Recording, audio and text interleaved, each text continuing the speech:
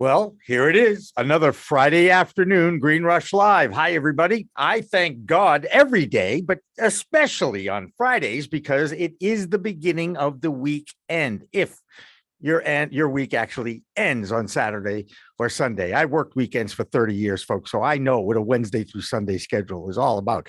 That being said, we've got a great show for you all over the next couple of hours here. I'm going to be joined by a very special guest host who has his regular show called the Talking Hedge. His name is Josh Kincaid. He hails from Seattle, Washington. Josh, welcome to the guest hosting position of Green Rush Live. Thanks, Jimmy. Tell us a little bit about your background rather than me reading about, you're a portfolio risk analyst, blah, blah, blah, blah, blah. Tell us a little bit about your background. Go ahead. So I left Wall Street about 9 years ago. I was managing a $650 million fund with Capital One. Jumped into the cannabis space, naively thinking I could start a cannabis cafe. And there was a Class C felony that was put on cannabis cafes specifically in Washington State. So I jumped on board to write a bill to try and overturn that. Fast forward 6 years later, chairman of that committee, nothing's happened yet. COVID didn't help, but learned a lot, right? I don't think practice makes perfect. I think failure does. And there's been a lot of projects I've been a part of in the cannabis industry as a consultant with the super chronics, things I've reported on with the Talking Hedge podcast and things I've seen. And it's a brutal industry. So excited to see from, an attorney's standpoint, the challenges and issues from a compliance, just from that standpoint alone. It's going to be an interesting conversation. Absolutely. And joining us now from the law firm Greenspoon Marder are two attorneys, Nick Richards and Michael Burwick. Guys, thank you both for coming on today. And I appreciate you delaying it 1 week because we had no choice. That being said, Nick, how are you doing? Josh, I'm getting, last time I was on this show, the guest guy, he was really tough on me. And so I'm getting ready for you, Josh. And I'm getting really serious over here, Jimmy. So, you got the lawyers on and we're dressed for the occasion and I'm ready to go. All right. And Michael, you certainly have a tough act to follow. That's all I got to say. How are you doing? I'm okay, Jimmy. I'm not even going to try to follow that, but I'm speechless. I just got Nick is sort of my our fearless leader of our cannabis group at Greenspoon Marder, and you're beginning to understand why. It's really it's a combination of intellect, experience, and what we in the law call the catch-all. All of the above. And I think what you just saw would fall into the catch-all. He is a tough act to follow. But I'll tell you what, I love the personality and I love someone who is very uncomfortable being on camera, right? I mean, that's the thing. That's why I'm hiding behind the glasses, Jimmy. I like that look, actually. He's awesome. He's just awesome. Jimmy, we're really excited to be on the show today and really excited to talk to your audience. And it's great to work with you. And are we talking taxes today? I got to say as a lead into that, because I do want to be co-host one time too, taxes got sexy when cannabis came along. Okay. So there you go. No. Did you say something about taxes, guys? I had the memo here different. I thought we were talking about Texas, but Texas. Oh. This is good. We've unleashed a couple. Here are very serious attorneys on our show on Friday afternoon, and they're the ones that are carrying on with their personalities, which is fine, guys, because you're going to be on for an hour, so we have some time to kill and fill, and I certainly appreciate that. When I get asked a lot, whenever people come up to me and know that I'm in the cannabis space, they always say, what's a good investment, and by the way, I have no idea about investing. That being said, I always say invest in a good law firm because they're going to be successful no matter what the law says, because they're going to either write the law or they're going to challenge the law. Is that accurate? Yeah. Who's going to take that one? Well, we Like- have challenged a few laws. Absolutely. I haven't written any myself. I've tried to tell the IRS how to write a few. They don't seem to like what I say generally, but yeah, I think that's right. And I think that it's something, we're sort of creating the rules as we go in many situations, and a lot of times you need a good lawyer to be able to help the regulators understand how to come to the right decision. And that's sometimes an interesting dance. Most regulators don't want you to tell them. They want to get to that on their own. And sometimes that takes somebody who's somewhat artful in the art of persuasion, which my friend Mike is amazing. He persuaded me long ago. And Thank you. I'll take all of that. I'm a Leo, so it's all good. But I would add to that. I think Nick's got me now at sort of like in the sort of the Aquarius kind of stage. But I think I would add to that, Jimmy, that everything that Nick said with an exclamation point, but I would add to that it's really, I see our role kind of as the navigators, and to the extent that there's lack of clarity there on what, to continue the analogy, there's charts there, if you will, that are put in place by not only the Congress, but by the executive branch in terms of how those laws are enacted on a more granular level. And it's sort of our job, and by that I mean the IRS and so forth, it's our job to sort of chart that course for our clients while staying on track and coloring within the lines. But there's also in some cases a lack of clarity, and I think what we like to do is, without coloring outside the lines, is push a little bit at some of the boundaries that are set up in terms of pushing back and saying, hey, you didn't make this clear at all. What did you mean by this? And and that kind of thing. And it just matters, to the extent that we do that, on really what the risk tolerance is of the client. And sometimes we have clients that are more aggressive from an ROI standpoint, and they'd like to really push it. And sometimes we have clients that are saying, you know what, I don't want to get wrapped up in a back and forth with the IRS or with any other governmental organization. I'm comfortable just staying right within the parameters of the map, if you will. And this is when I get to call on Josh to ask the first question, and I'm not even going to tee him up, because he knows the most obvious question to ask when you're talking about taxes in the cannabis space. How's that? Is that teeing you up, Josh? Go ahead. I'm gonna defer 280E for a second because I had a follow up. I wanted to know what kind of keeps you guys up at night. You talked about kind of navigating and not having clarity. So is it the valuations are kind of sketchy? You got a $420 million valuation, seems kind of arbitrary. Seems like you're going to have investor lawsuits at some point. What keeps you up at night? Is it the valuations? Is it compliance and lack thereof? Is it federal intervention at some point? That's what keeps me up, by the way. Go ahead, Nick. What keeps you up at night? Don't and make it clean, will you please? Thank you. You saw where I was going. No. Yeah, I don't know. Federal intervention does not concern me.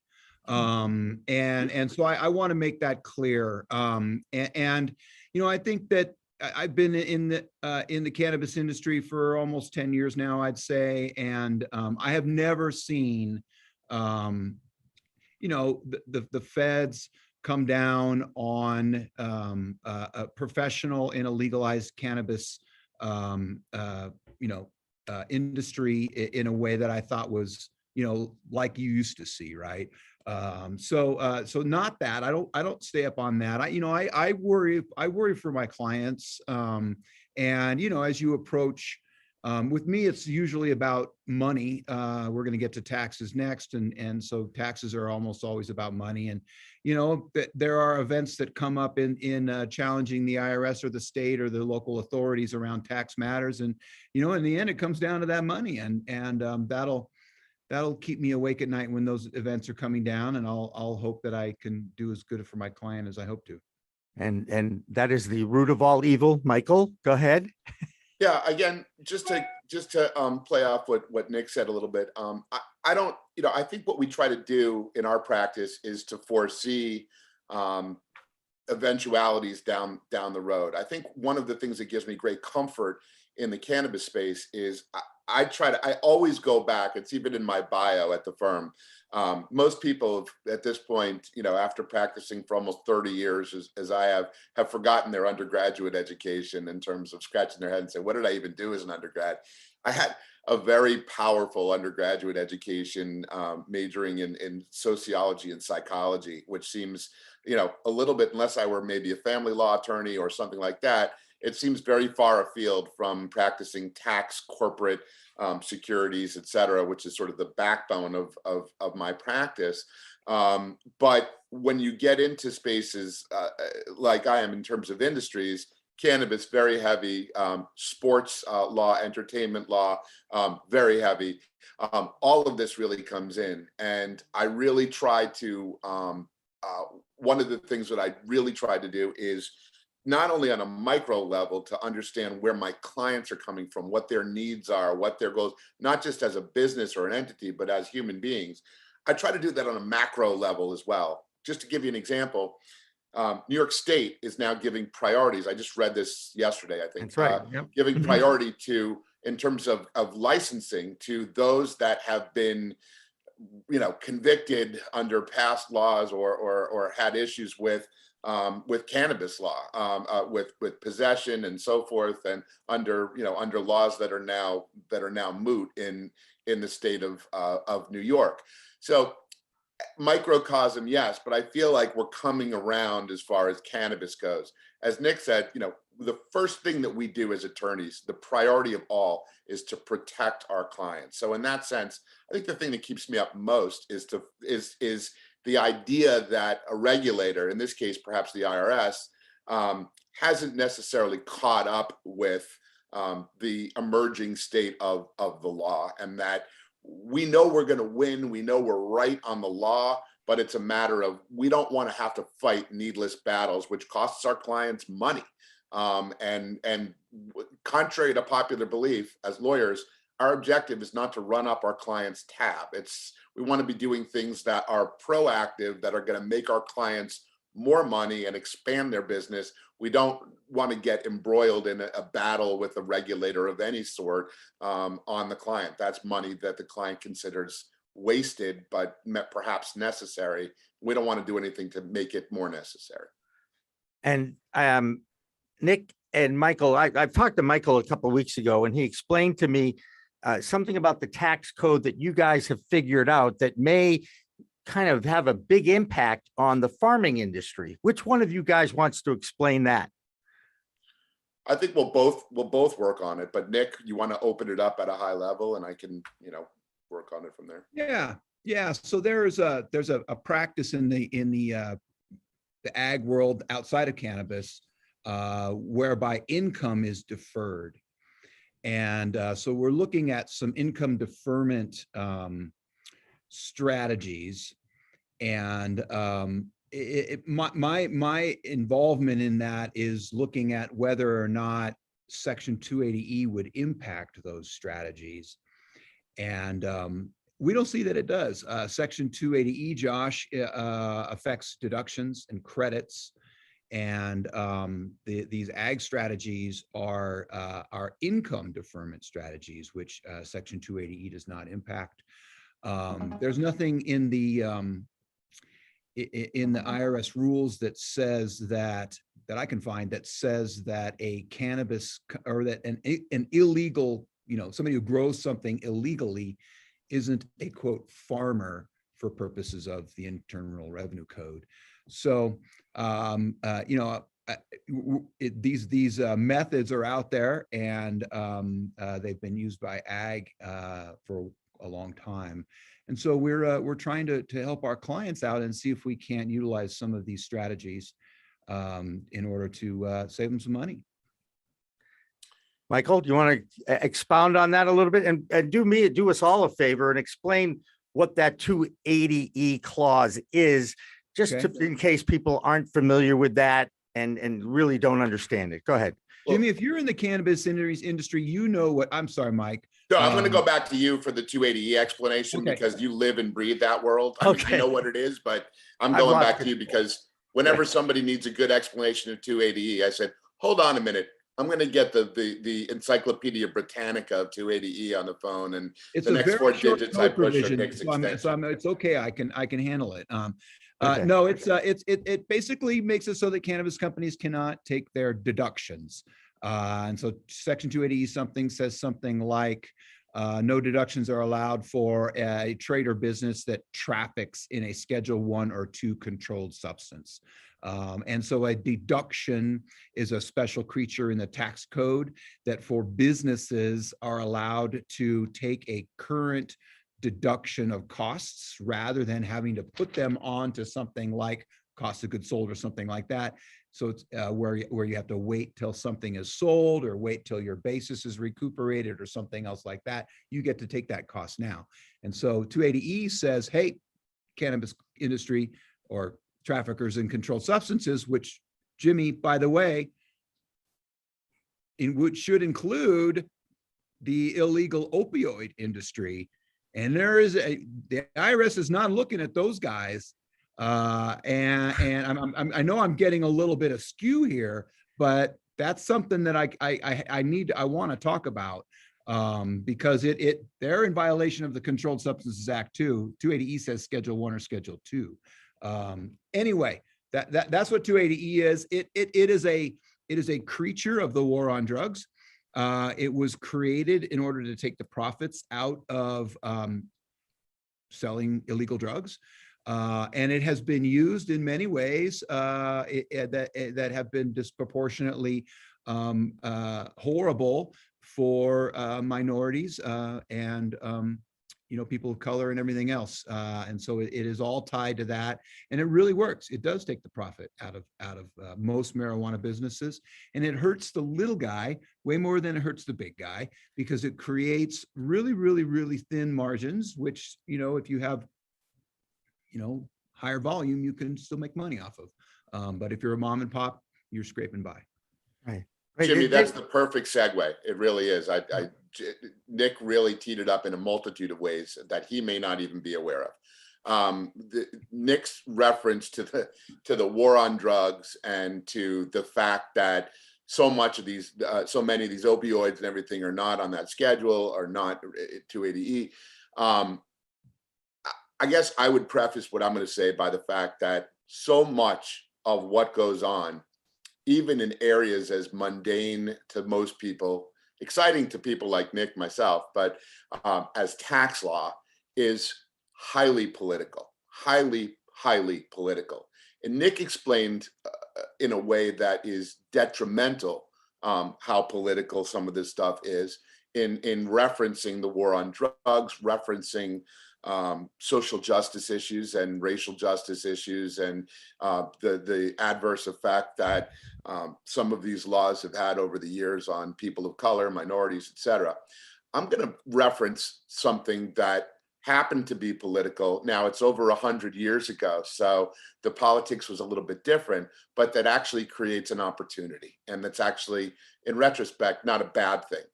Let's go back 103 years or so. I think my math is right, but I was told by Jimmy and Josh that there would be no math. But when we were more of an agrarian society, and when to that end, farmers and I'm not talking about cannabis farmers or hemp farmers, I'm talking about just plain old vanilla farmers, okay, had commanded a much bigger presence in Washington, D.C. in terms of their lobbying power and so forth. So where am I going with this? You've got a code section in the Internal Revenue Code called 453 or 453. It is the installment sale provision. Now, what does that mean? If I want to buy Jimmy's house, but I can't get a loan from a bank, and Jimmy wants to sell me his house, all right? Jimmy can do seller financing, okay? And the tax code makes it possible for me to pay Jimmy some combination of principal and interest, year in and year out, and Jimmy to be able to to time the payment of taxes upon his income to when he receives it, and so forth and so on. Now, for 20 years, I've been involved in legal, per the IRS, black letter law, no tax shelters or anything funky, tax deferral strategies, 1031 exchanges on real estate, and 453 using for the sale of businesses and other highly appreciated assets from a capital gains perspective. Okay, so when you sell something really big and you've got major capital gains liability on an asset that you've been paying taxes on for years and years and years and years, the idea that you're not going to get hit with a monster tax in 1 year, and we're going to work that out and time it and everything else. Now, I could talk to you for 3 hours on that. I won't. But in my work with 453, one of the things that I uncovered, and I did this in consultation with some people from outside the firm and so forth, but we've really embraced this in the ag space as a firm, is the idea that companies like International Paper, Land O'Lakes Butter, Blue Diamond Almonds, and hundreds of other large ag producers use 453, and here's where the politics comes back in, and certain safe harbors that are baked into 453 that most people outside of big ag corps don't know anything about, to actually time the payment of taxes and create a situation where no taxes are paid in a current year, and all the money comes back to them, and those taxes are kicked way forward, and some money is placed into a fund so that there's the creation for pennies on the dollar of the eventual payment of those taxes 30, 40, 50 years down the road. And to Nick's point, all of that money, and in California, we're talking about, for example, a combined tax rate of over 50%, 37% on the federal and over 13% on the state. And here's where the math does come in. Now, instead of paying 49 and change, receiving 49 cents and change on the dollar, okay, our strategy will actually return 100 cents on the dollar, less whatever fees are involved, and they're nominal compared to the tax savings to the grower of almonds or whatever. Now, when Nick and I got together, we scratched our heads and said, would this be applicable to cannabis as well? Does cannabis fit in with that ag exception? And I give a lot of credit to Nick for really opening that door. And what we found, and what Nick alluded to earlier in our discussion, was that it does. And it really, this will blow the doors off of the cannabis growing industry, potentially extending to dispensaries and stuff. I want to focus right now on the growers for the sake of this conversation, because we know it applies to them. And we're talking about not paying any taxes in the current year, creating for a small amount of money, a fund to pay the taxes way down the road, and being able to deploy all of that income and revenue back into the operation currently. All right, we're right up against the 4:20 mark on Friday afternoon. When we come back, Michael's going to explain exactly what he said so that I can understand it. Okay, and I'm guessing you guys too. Let me ask before we go to the break, Michael, do you know who Jonathan Edwards is? Sure. Oh, good. Nick Richards, have you ever heard Shanty by Jonathan Edwards? Play it for me, Jimmy. All right. Josh, Seattle, have you ever heard of Jonathan Edwards and Shanty? No. Okay. This is my song, my 420 song. Okay. When we heard this song on the radio back in the 70s, this was the song that triggered activities. We didn't go to the Louis Pasteur statue like the guys from California did. We just lit up. Okay. I'm perfectly honest about that. It's exactly what we did. This is Jonathan Edwards. We always take this break at 4:20 on Friday. Listen to it. You'll enjoy it. And when we come back, we're going to get more into how this little legalese, if you will, can change not just the cannabis growing community, but the whole farming world. That is what we'll talk about when we come back. Don't go away. Green Rush Live continues after this.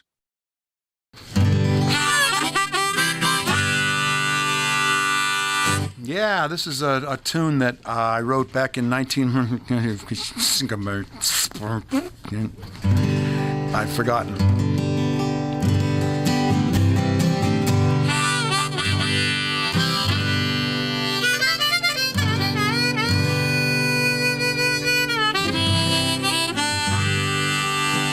We had a saying in our old band, one of my first bands in 1966 or so. What are you going to do tonight? Oh, just, like every other night, just going to lay around the shanty and put a good buzz on.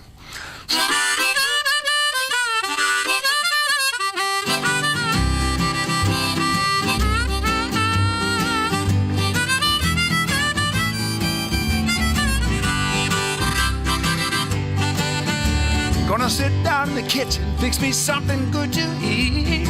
Make my head a little high, make the whole day complete. Gonna lay around the shanty, oh mama, and put a good buzz on. Pass it to me, baby, pass it to me slow.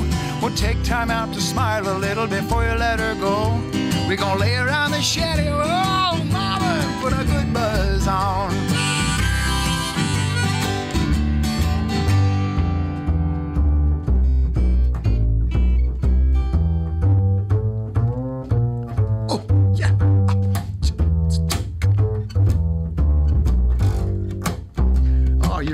You're on something. Go ahead.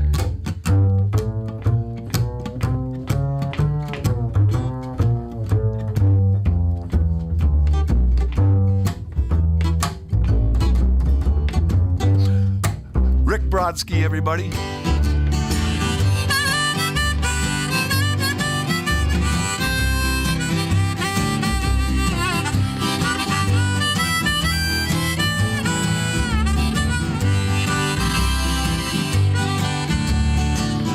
Nothing to do and there's always room for more. Fill it, light it, shut up and close that door, baby. We're gonna lay around the shanty, mama, and put a good buzz on. Take it, okay.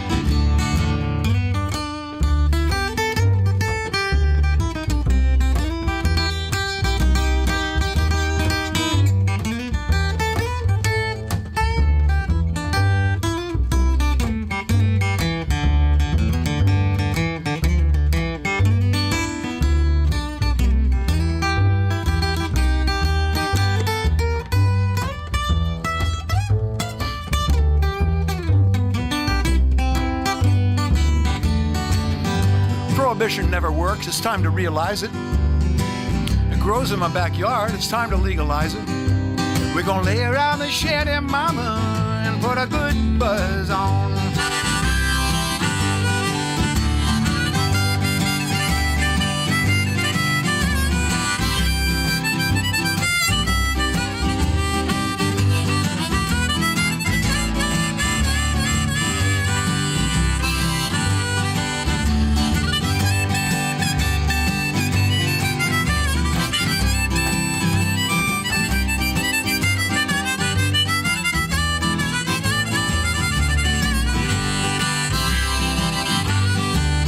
I'm gonna sit down in my rented car. I'm gonna jam it into drive.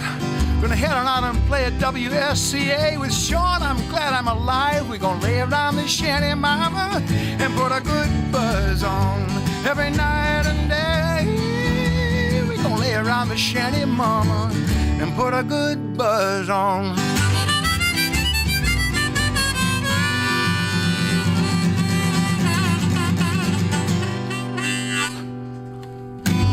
Nice. It's Friday.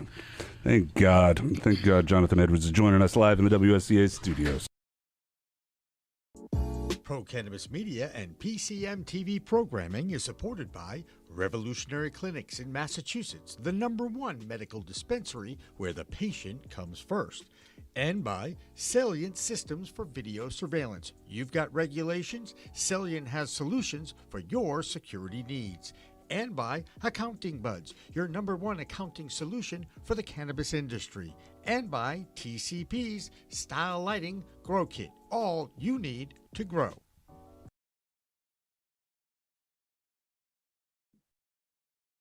Josh, that's your cue. Are you going to do a show reset or not? It's all you, Jimmy. Yeah. All right, all right. You know, it's not difficult. I bet Nick can do it. Nick, can you do Hi, it? welcome back. My name's Nick Richards here with Pro Cannabis Media. I got me the biggest stars in the whole land today. I got Josh, I got Jimmy, I got Michael. We are rolling. That's actually pretty good, Nick. I got to tell you. The name of the show, of course, is Green Rush Live. We're here every Friday afternoon from 4 to 6 p.m. Eastern Time on Pro Cannabis Media. And we are talking with a few of our attorney friends from Greenspoon Marder. They're a national law firm that is based in, are you based in Littleton, Colorado, Nick? No. I go home there. Okay. I do. I go home there. So is it Denver? So we have 26 offices across the country. Our headquarters is in Fort Lauderdale, Florida. I'm based in Littleton, but that's Denver you see behind me there. That's not Littleton. I get it. All right. I get that. All right. Now, before we went to the break and heard Jonathan Edwards sing Shanty, I threw a question into the chat room. The first person to email me at my company email, and I put that in the chat room, the name of the 3 counties that make up the Emerald Triangle will get one of our limited edition, because I've only got about 46 of these, Pro Cannabis Media t-shirts with my signature saying, "It's a whole new world of weed." Here, I'll do it this way. Right, Dan? There we go.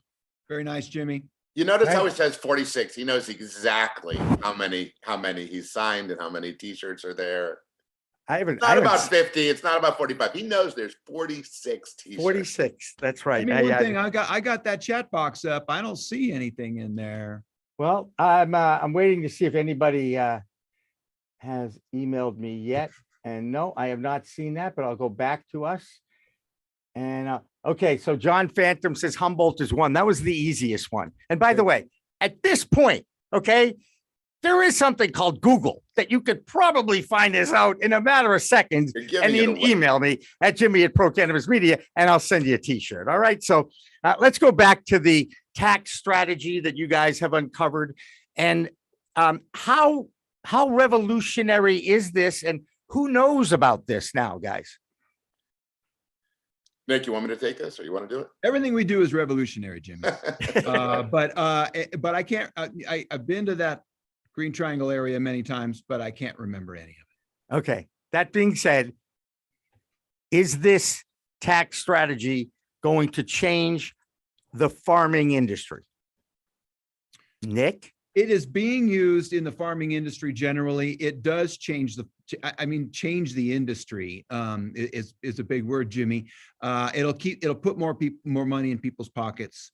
It'll allow them to grow companies and utilize their revenue in their early years to grow their company and defer their tax liability to later years when they can hopefully take those funds and invest them and get to a point where the economics make sense on all of that kind of stuff, and they do generally in time value of money theory and all that kind of stuff.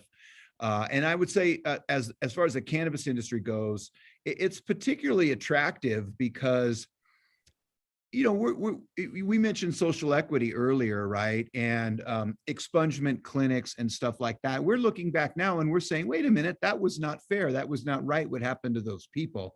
Well, if you're in the industry right now, you're saying the same thing about Section 280E, that's not right. That can't, it was a thorn and a stab to the industry's heart because everyone thought it would not be true. And when it turned out to be true, it was so painful that it really is the thing that is holding the industry back. And so if you can take that and push it off into the future and delay the event, maybe in the future there is no 280E tax. Maybe at that point we've come to the position of, hey, wait, that wasn't fair. We should give that back too, right?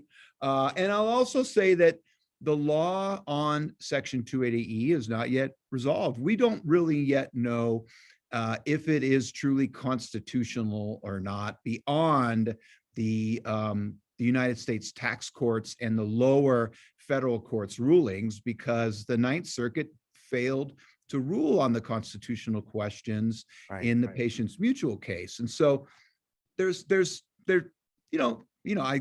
hopeful. It probably, if you've been following the cannabis various things out there, you learn not to be hopeful, right? But yeah, generally speaking, delaying a taxable event is a good thing. All right. Go ahead, Michael. Go ahead. I'd go one step beyond where Nick went. I think, again, being sort of a student of Washington, D.C. and what goes on there, I think when you've got an institution like the Supreme Court and people say, oh, Supreme Court, and they try to divide up 6-3 conservative justices, liberal justices, and you've got, rumblings and some offhanded comments by the most conservative member, perhaps, of the court, that being Justice Thomas, about everything with respect to, to cannabis and enforcement of cannabis laws and scheduling and everything else. I think that there is an awareness on the entire political spectrum, with some notable exceptions. You're going to have some people probably that still believe in the prohibition of alcohol, and you're never going to change those people. But I think it is an absolute minority in Washington, small m minority, that is still under the impression that people need to be protected from cannabis. As far as revolutionary goes, I mean, you take 280E, which is a huge thorn in the side financially of growers out there. But you just take any business. It's not, and again, I'm looking at this from an equity standpoint. One of the things that I try to do, and one of the things that's a hallmark of my practice outside the cannabis industry, is to take some of the tricks that I've learned in dealing with entities of considerable wealth, as well as high net worth and ultra high net worth families, individuals, couples, etc., and to try to bring some of those tricks of the trade down to your regular, more run-of-the-mill people. And the idea that from a general ag standpoint, there is a legal way to time and defer and take some control back over the way, the timing, the amount, and so forth. Ultimately, you're going to pay the same amount of taxes, but do you want to pay those taxes now, or do you want to set a few dollars aside each month and pay them, let them accrue and pay them 40 or 50 years from now? That's all completely legal, kosher, whatever word you want to use, within the framework of the IRS. We're not going outside the black letter law of the Internal Revenue Code for anything that we do in the tax deferral area. Notice I didn't say tax avoidance area, tax deferral area.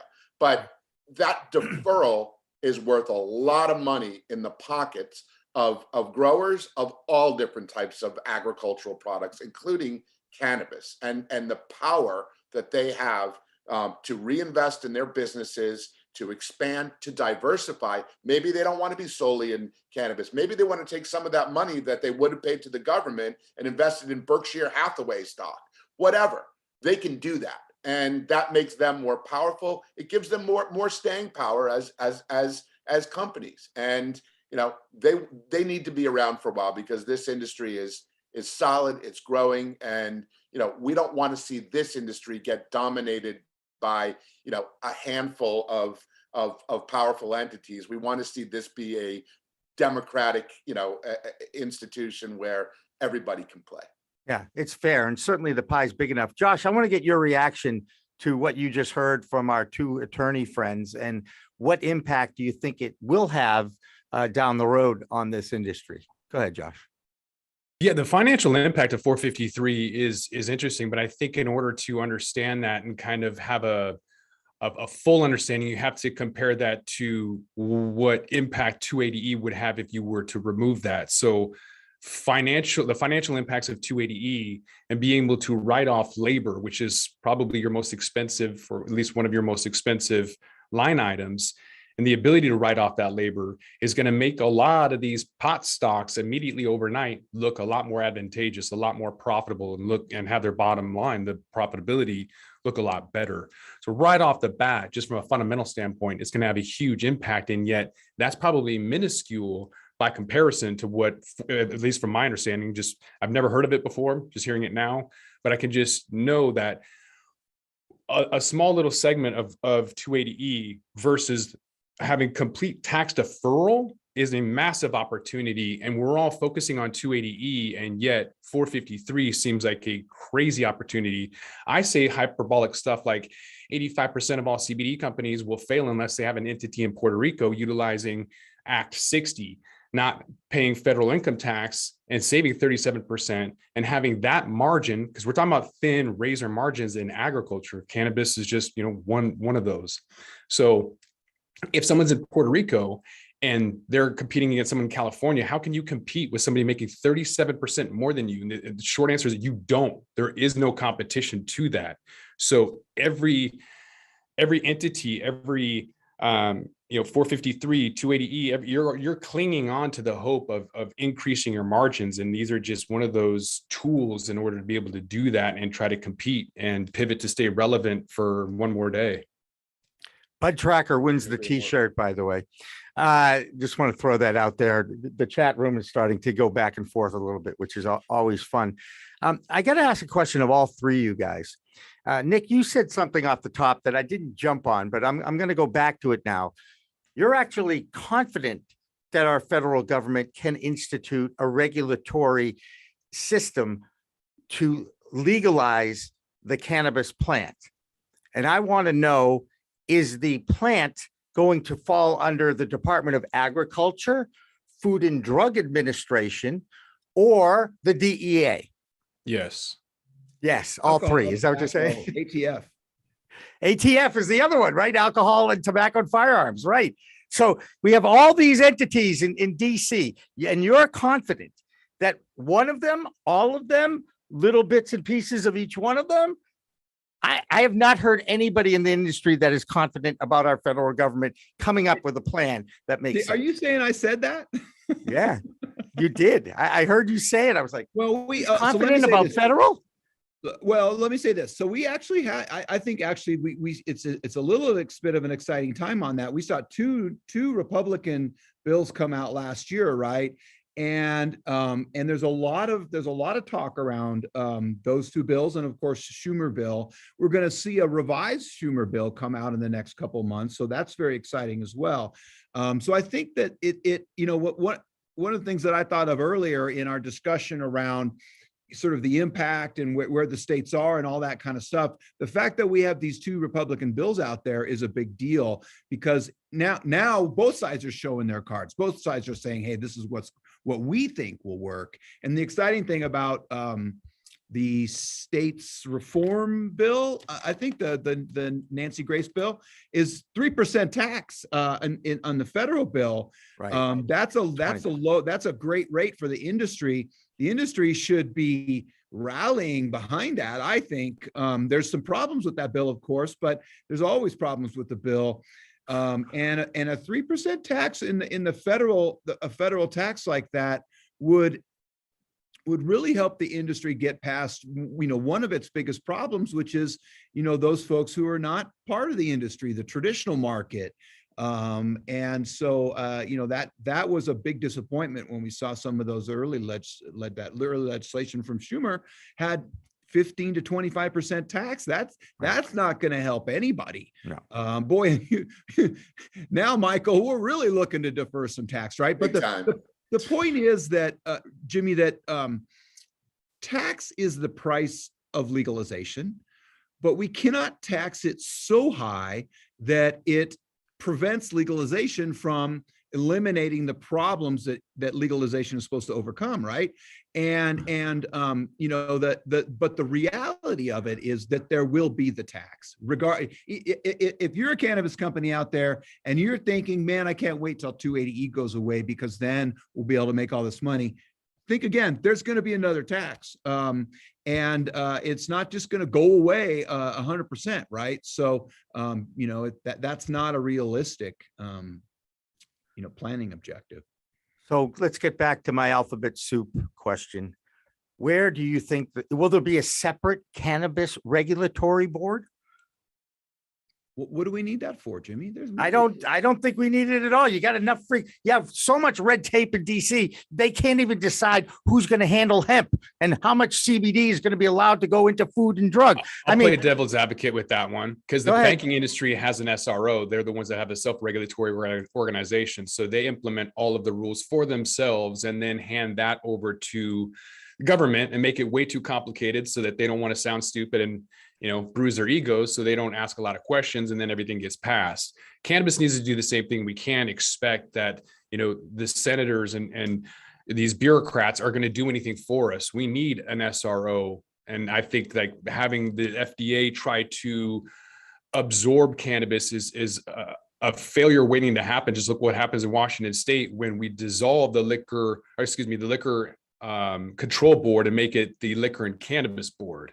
They didn't want to deal with cannabis. We threw it at them and they hate us. And it's evident in a lot of their policies and legislature. So having an SRO that's built from the ground up specifically for cannabis that can copy something similar to what the banking industry does, I think it would be a lot more advantageous for the industry than just allowing some of these alphabet soups to gain control and restrict and give it to big ag, big cannabis, and kind of let these small farmers just dwindle out. I was in banking. I saw what the SBA did or didn't do, rather. I never once saw one SBA loan go through in my entire banking career, not one. So look what the states are doing, dragging their feet with social equity. We can't allow the government to do for take control of a self-regulatory organization. And you I kind have of broke. spoken. That was very good. Right at the end, though, your Wi-Fi Damn it. kind of chugged a little bit. So can you repeat I get it. We all get that. Self-regulatory would be, I would think, embraced by the industry. I'm not sure if that's going to happen or not. I am not confident at all with what's going on in Washington, D.C. If anybody watches this show, they know that I'm pretty outspoken about that. I think our two-party system is broken. I think that we have too many senators hanging around for 50 years. Term limits have to be put in place because that Senate does not look like our country. The House of Representatives has a little bit better reflection of what's going on in our country right now, not the Senate. That being said, I want to get Nick and Michael involved with this discussion. A self-regulatory board, can that happen, guys? In theory, I mean, my frame of reference is actually from the securities industry, is FINRA.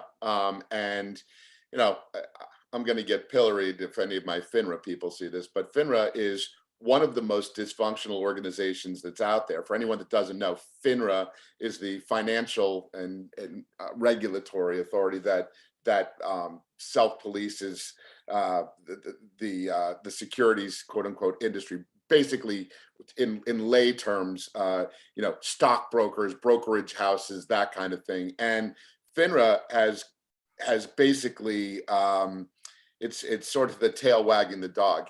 FINRA has taken such extraordinary steps. It's what we call form over substance in many cases, that, if you miss a day here on a deadline, or you didn't cross this T or dot this I, you're out of business, or you're fined an arbitrary $25,000 or $100,000. And when you're talking about small firms, that's real money. It's not real money to Goldman Sachs, but it's real money to your stockbroker down the street that's got a bunch of partners and they're trying to keep their licensure up. So for that reason, and for a number of other reasons, but we've seen a huge migration in the securities industry from the model of the broker dealer, meaning they make their money on transactions, to the model of the registered investment advisor, which is governed solely by the Securities and Exchange Commission. The FINRA is out of the loop entirely, and there are just a lot of financial services professionals out there that are independent, not part of a big Wall Street, firm, that have just said, to heck with it, I'm done. And they've exited and gone to a fee for service. They take an annual fee every year for managing your money. It becomes part of whether if you win, they win, and your money goes down, they make a little less, and so forth, rather than this transactional model that FINRA polices. And it's been a disaster. So I think if you do go with an SRO model, it needs to be one that is very that needs to take a lesson from where FINRA went wrong, because that's a very, very dysfunctional situation over there. Nick, you want to Well, weigh in on that? So, Jimmy, there's so many regulations that govern, state regulations that govern these cannabis companies already. The federal government doesn't, there will already be jurisdiction in various federal agencies, but they're here in the US, right? These federal agencies have jurisdiction over them. The IRS isn't going away just because we legalize it or anything like that, right? So to me, it doesn't feel like we need more regulation. What we need is the federal government to get out of the way and let the states do it. They're already doing it, and move forward. Yeah, to me, a simple move off Schedule 1 will have such an impact, positive impact on the industry alone, that it's an administrative. This is what Steve D'Angelo told me years ago. It's an administrative thing, and I think I actually saw some of these U.S. senators are asking if they can go directly to the DOJ to get them to deschedule it. I'm sure I saw that news item over the last 2 weeks. Have you guys seen that? I know that there's some buy-in by the AG on this, by Merrick Garland. I've read some things that this is a DOJ that's favorable to that, I believe. Yeah. And I just go one step further and say, in Washington, everything is about money. And to tie in with everything that we're going through in the wake of COVID, and with a major international, I'm hesitant to use the word World War III, but check in with me in a week or two. But everything that's going on in Europe right now, Ukraine, Russia, etc., potentially involving China, Taiwan, we don't know how far this is going to spread, and also even within Europe, what Putin's got his eyes on next after Ukraine. The bottom line is that we are, you saw at 1:30 in the morning, $1.5 trillion spending bill went through the other night. At 1:30 in the morning, nobody has any idea what's in it at all, except there's some money in there for Ukraine, which is nice. But we are so deep in the hole financially that, apropos of my comments earlier, as far as the inertia in DC to get something done with, as Nick said before, 3%, whatever, is still a heck of a lot of money when it comes to, the demand for cannabis, our ability to grow it, and everything else. That there's going to be some people scratching their heads in Washington, the smart people, that are going to understand that you can backfill a lot of that deficit over time, without gouging the cannabis consuming public by just legalizing and taking a few percentage points. So. Now, I'll tell you what's in that bill. So status quo, Jimmy, is what's in that bill. No change. It's still what was formerly known as Rohrabacher Farr is still limited to medical. There's no safe banking in there. It's status quo, I think. Josh, is that what you're seeing in that bill? Status chaos is what it is. Status chaos. At least that's the way I look at it, or stagnation, however you want to look at it. Michael, you brought up what's going on in Russia and Ukraine. Our lead story on We Talk News is the detaining of the WNBA superstar and two-time Olympic gold medalist Brittany Griner in Russia for carrying hash oil to an airport. She played professional basketball in Russia as well. This is a very difficult time to deal with Russia. Like, the US is not going to be looking for a favor. Am I right? How ugly can this get? And this is just an opinion, guy, not legal, but I think she's in big trouble myself.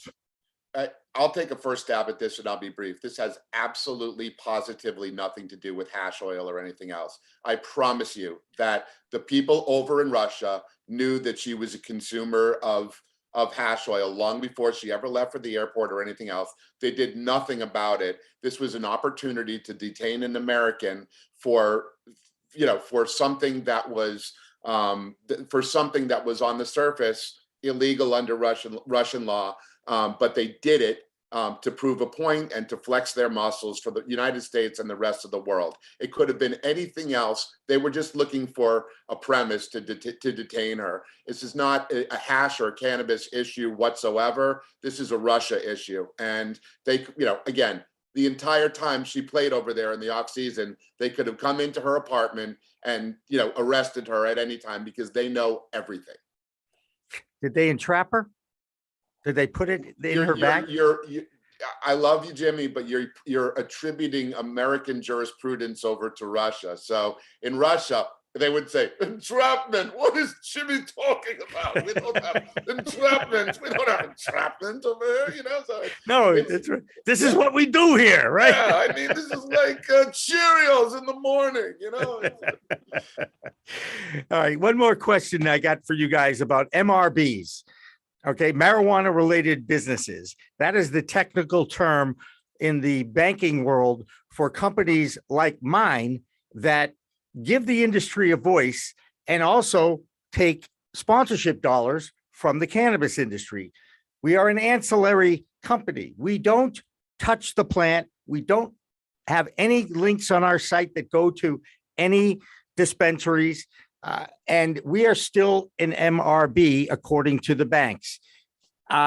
Is that are they going to ease up on that? I'm starting to see and hear about some banks that have like tier 1 that are plant touching MRBs, and tier 2, like a media company, like a container company, like a paper company that is working with the industry and taking money from it.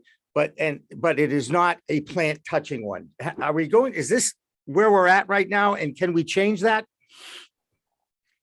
Jimmy, MRBs, as you call them, need to be concerned about one thing: Form 8300.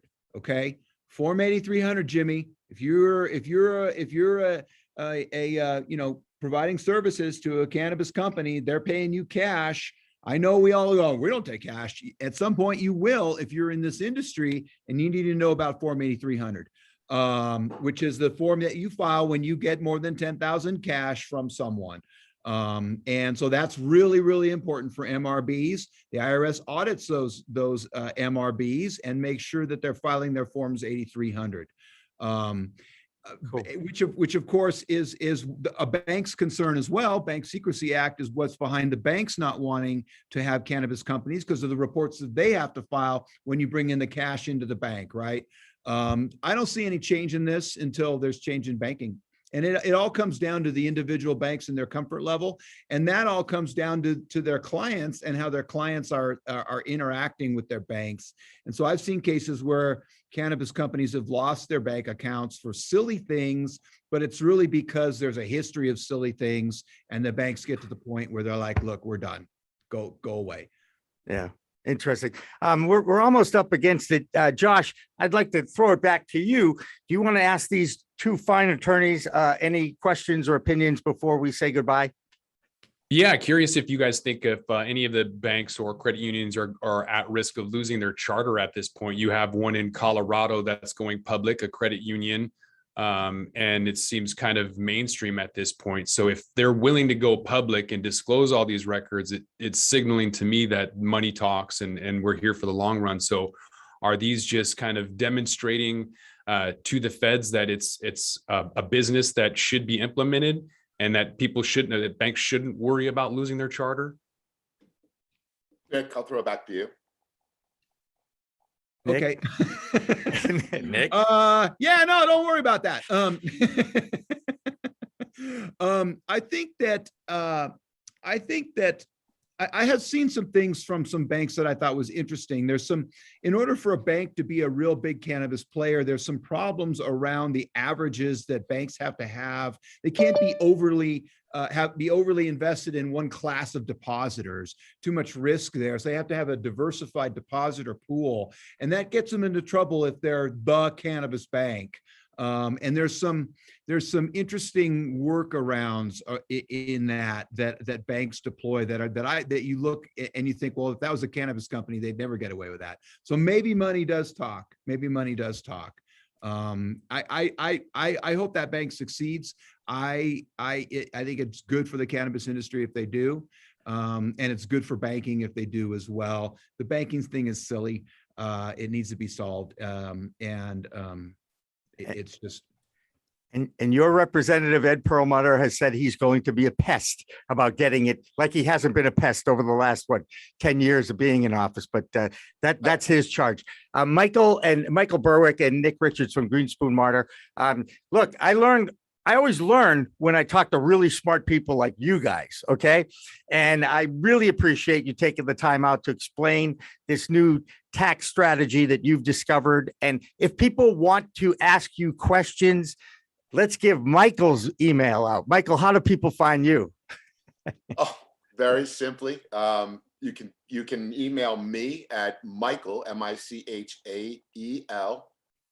dot or period, whatever you prefer, Burwick, Burwick,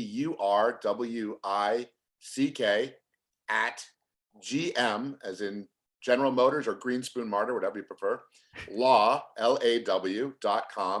And I would say you can do the same thing with my partner and colleague and friend, Nick Richards, except it's nick.richards@gmlaw.com.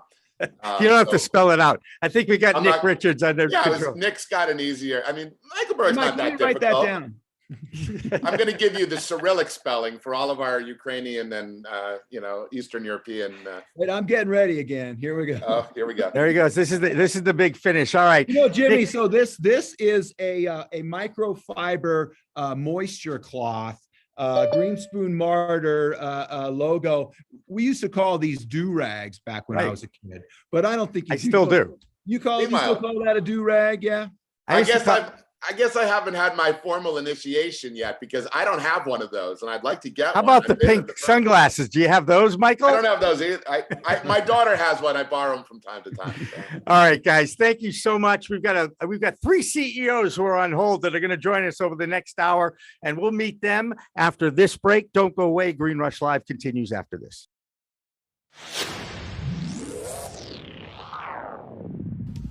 Hey, you want to grow your own plants? Check out Style Lighting's Grow Kit. It has everything you need to become an expert home grower and bring the power of the sun indoors. Style Lighting uses TCP's high-powered commercial LEDs that deliver twice the output in the market. The Grow Kit has a grow bag, a timer, chains to hang the light, and of course the best in the business lighting system by TCP. Check out stylelighting.shop for more information.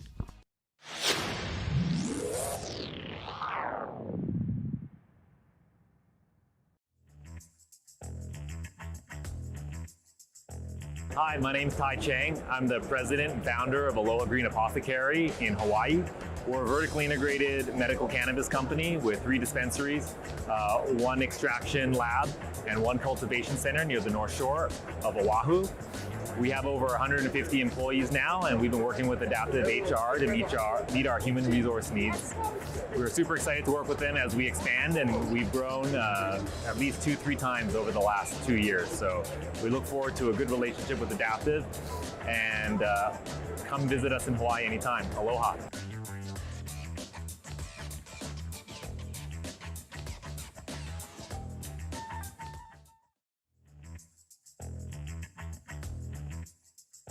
Hi, my name is Janice O'Reilly. I'm a partner with AAF CPAs, a national CPA firm that specializes in cannabis. We're based out of Boston. We have been working with Adaptive HR for several years and have recommended them to our clients, who have all been extremely happy with their service and their responsiveness.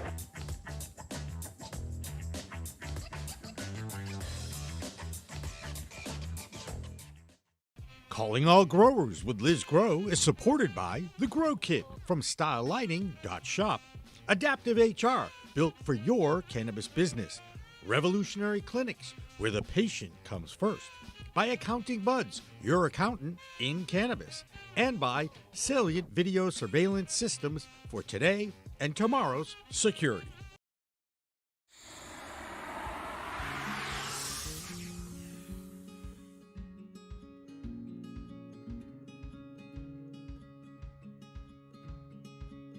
You would think that it is. However, there's quite a bit of debate right now in the accounting industry when it relates to cannabis with this exact question. I'm part of a few different networking groups that are solely accountants for cannabis companies. And there's been quite a bit of back and forth in those communities and discussion regarding whether 280E, if it went away, if the administration legalized cannabis or took it off of Schedule 1, what would happen? And it could go either way right now. The debate is it could make the accountant's life much easier. That's what a lot of the inexperienced accountants are saying right now, it seems. Whereas the accountants that have been in this industry for a while and have gone through the same thing that happened with hemp a few years ago are saying that it actually will make lives more difficult, because when hemp became declassified a while back, the accounting became more complicated.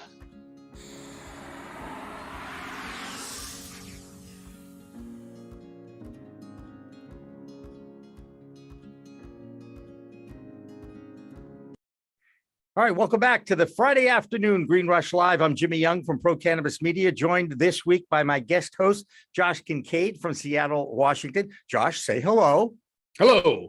Good job, Josh. He does a show called The Talking Hedge. Hey, give yourself a little plug. How often do you do that? Where can people find it? Go ahead. The Talking Hedge is on your favorite cannabis, on all your podcasts. So 5 days a week, Monday through Friday, odd episodes. We're everywhere. You do a show every day. Yeah, I mean, between 10 minutes and an hour. Wow. I mean, I thought I was nuts doing 3 shows a week, but that's a completely different entity. But I admire your work ethic, and you've been a very nice guest host so far. So let's keep it going. Let's meet our next 2 guests. They're both CEOs. You know, now I'm not going to compare the CEO to the other CEO, but I'm going to start with Kim Rael from Azuca. Tell us about Azuca, and I understand you're an edible company in New Mexico, and that's all I know. So tell me a little bit about you. Sure. I'm a co-founder and CEO of Azuca, partnered with my co-founder, Ron Silver, who's a chef in New York City. So we are sort of New Mexico and New York based, and we are an advanced formulations company for edibles. So what we do is we create formulations that make ingestible cannabis fast acting, great tasting, and very easy to manufacture in ingestible form. And then we license our formulations and provide a proprietary non-infused precursor to edibles companies to make their edibles fast acting, great tasting, and very easy to make. Cool. Very good. And speaking of chefs, we've got one. We've got Chef Nickie right here. Nick, tell us a little bit about what you're up to, what you do. So my name is Chef Nickie. I am from the Herbal Creative Kitchen, aka kitchen. I spell it KITHCEN, completely intentional. I get it. That's that THC thing. Yeah, I got ESPN, man. Good stuff. All right. Excellent. So I'm specializing in doing lots of infusions. So on the spot infusions, if somebody wants to learn how to infuse their own products for dispensaries or people creating products to kind of showcase their products to bud tenders. So say just how Azuca, say they have some terpene profiles they want to showcase and with their bud tenders at a certain location. So that's where I will come in and use that. So they'll just gain a little bit more knowledge about that, be able to taste other things, be able to complement it, and overall just be able to sell the product a little bit more. And as well, just doing private events and, educational events, just everything, getting involved with people, getting educated about the plant and how it's infused with food, especially, and in beverages, and how everybody can learn with that. Very cool. And of course, private parties, right, Chef Nickie? Yes, of course. So private parties is a big thing, especially with big brands, just doing a lot of grand opening kind of stuff. Like I do have almost a basic food truck set up with a pizza oven, smoker to do whole product launches or barbecues outside of your location, and all like showcasing terpene profiles, you know, just in case we're naming our pizza, maybe a margarita pizza, say, so to speak, or just, you know, going along with the themes without necessarily being completely infused all the time. But then there is the private party aspect about it as well, depending on the liabilities, of course. Kim, I want to ask you the next question about interstate commerce. We all know that it's not allowed technically, right? Legally, if you will. However, in the edible space, you guys have recipes, basically. Am I right? You have a license that's a intellectual property that you can share with other states where they can make that same recipe in that state, correct? Correct. So our formulations are now in, I think, about 14, growing to probably 20 some states by the end of this year. We're in Canada, we're expanding in Europe. We have products in Asia and South America. So because of the flexibility of our formulations, we can actually ship anywhere in the world because we don't ship any active ingredients. So we put the precursors in our partners' hands and they activate it and are off to the races. So we kind of have this magic business model and formulation kit that lets us sort of leapfrog over this interstate commerce limitation. Yeah. And again, Josh, I'm going to bring you in because I want to get your opinion about this. You know, we all know, in fact, we had a trivia question about the 3 counties in the Emerald Triangle to give away a t-shirt earlier. 80% of the legacy market comes out of that Emerald Triangle inside the United States. The illegal market, if you will, that's flower going across state lines that is not detected. And yet there's a legal entity here who shares a intellectual property, a recipe for an edible. She's all over the country. Is this fair? Yeah, I mean, I think it's fair. It's how normal business should be conducted. You know, if you're trying to become essentially a multi-state operator, if you look at any other regular business model, whether it's Pepsi or Coca-Cola, they have regional facilities. So you have maybe a spot in, you know, New Mexico where everything is made, all your secret ingredients, everything that's proprietary, or your secret intellectual property, and then distributed to your regions from there. And then your partners have the water and the general components that they add to it. So it makes sense to me. I just want to know why infused coffee isn't a thing. I mean, I'm in Seattle and infused coffee, I mean, K-Cups that's not real coffee, in my opinion. I'm waiting for, that's kind of my indicator of normalization is like when you have coffee and it's everywhere, then I think maybe that the beverage category you can start getting excited about it. Until then it's regional. And I think maybe coffee is kind of that bellwether indicator of beverage normalization. So hopefully infused coffee will be a thing. I'm ready for it. Now, I'm guessing that the other 2 guests on our show are all for infusing all these kinds of products, all these cannabinoids and terpenes into as many different food items as they possibly can, especially at private events, Chef Nickie, right? Of course. Let me ask you a question. And I know what the answer is, but I want you to explain it to people. We all know, and we talk about responsible use of cannabis. We all hear the mantra to start low and go slow, especially when you're dealing with an edible product, because for the most part, people who have had edible experiences, there's always one bad experience that is a funny story to tell, but while you're inside that uncomfortable reaction, it is not pleasant at all. How do you, as a chef at a private party, screen the people you're feeding? So specifically for that, there is a few steps. So first of all, we are making sure that everybody knows what they're consuming and is knowledgeable about it. Say if it is a private party and there is alcohol there, to be knowledgeable about that as well. So we obviously don't recommend that, but obviously for the dosing standpoint, just as it is, my specialty is doing multi-course dinners. So every single course maybe your beverage or your food course, whether it's a small bite or it's a full entree, will be kind of dosed accordingly. So it'll be maybe your first course, you'll get 1 milligram, 2 milligrams, depending on what you actually state in the beginning of the meal. So in the beginning of the meal, I'm going around to the table, taking dosage preferences from each guest, making sure if they want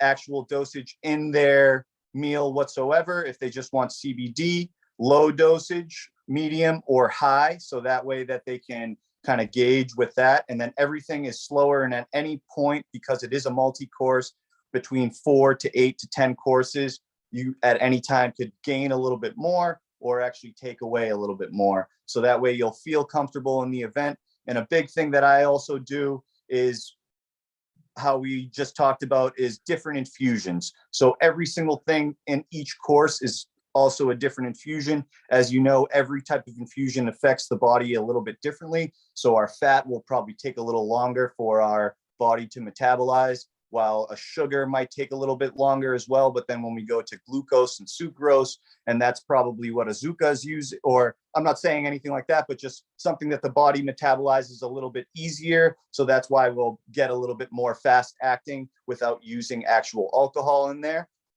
And then, because alcohol would obviously secrete in the system a little bit quicker than anything else.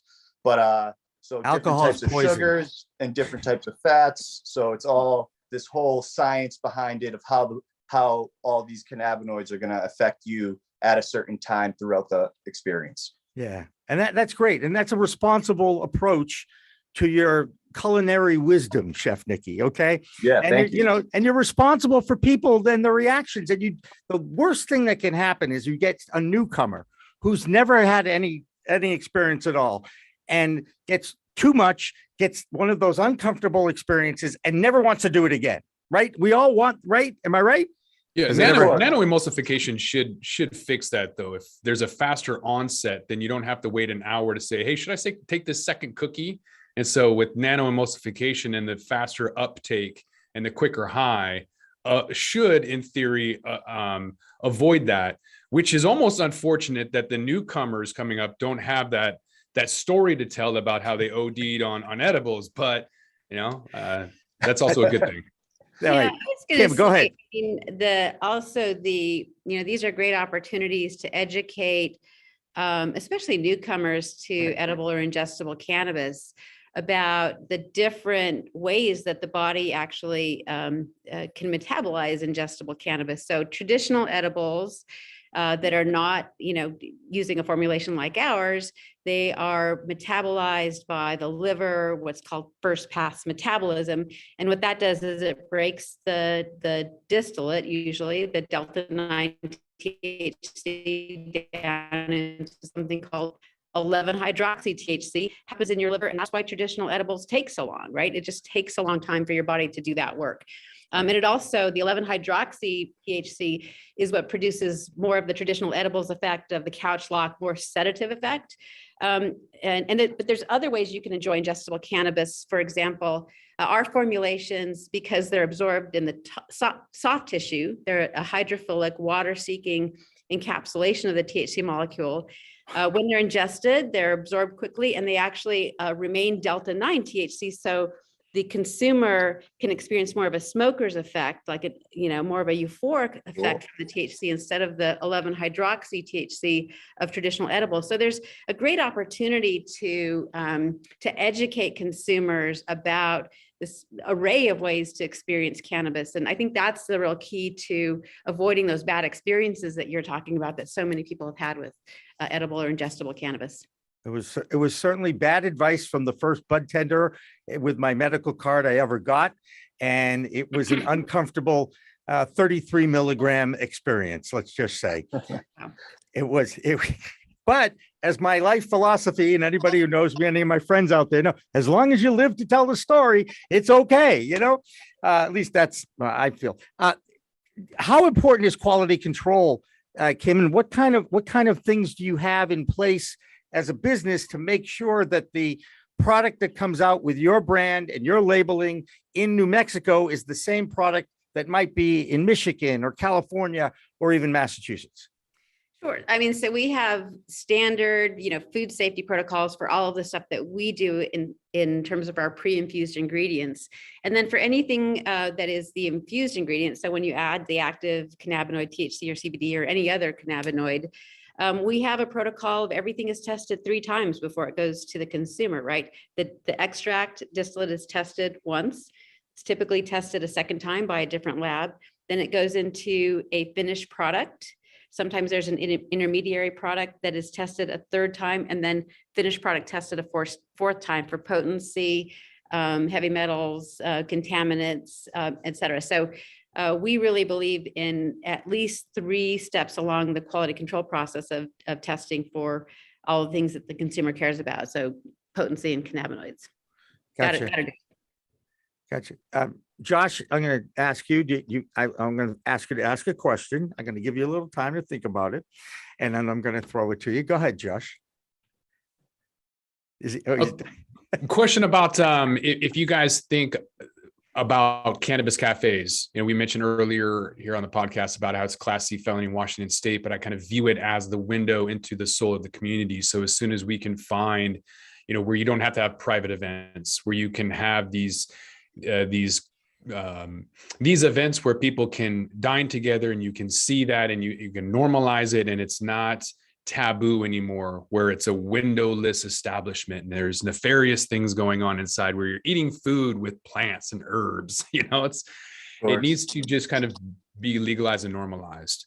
Do you guys feel that cannabis cafes are that next step forward? 100%. Oh, go ahead, Kim. So social consumption is going to happen. It's already written into statute in 9 states.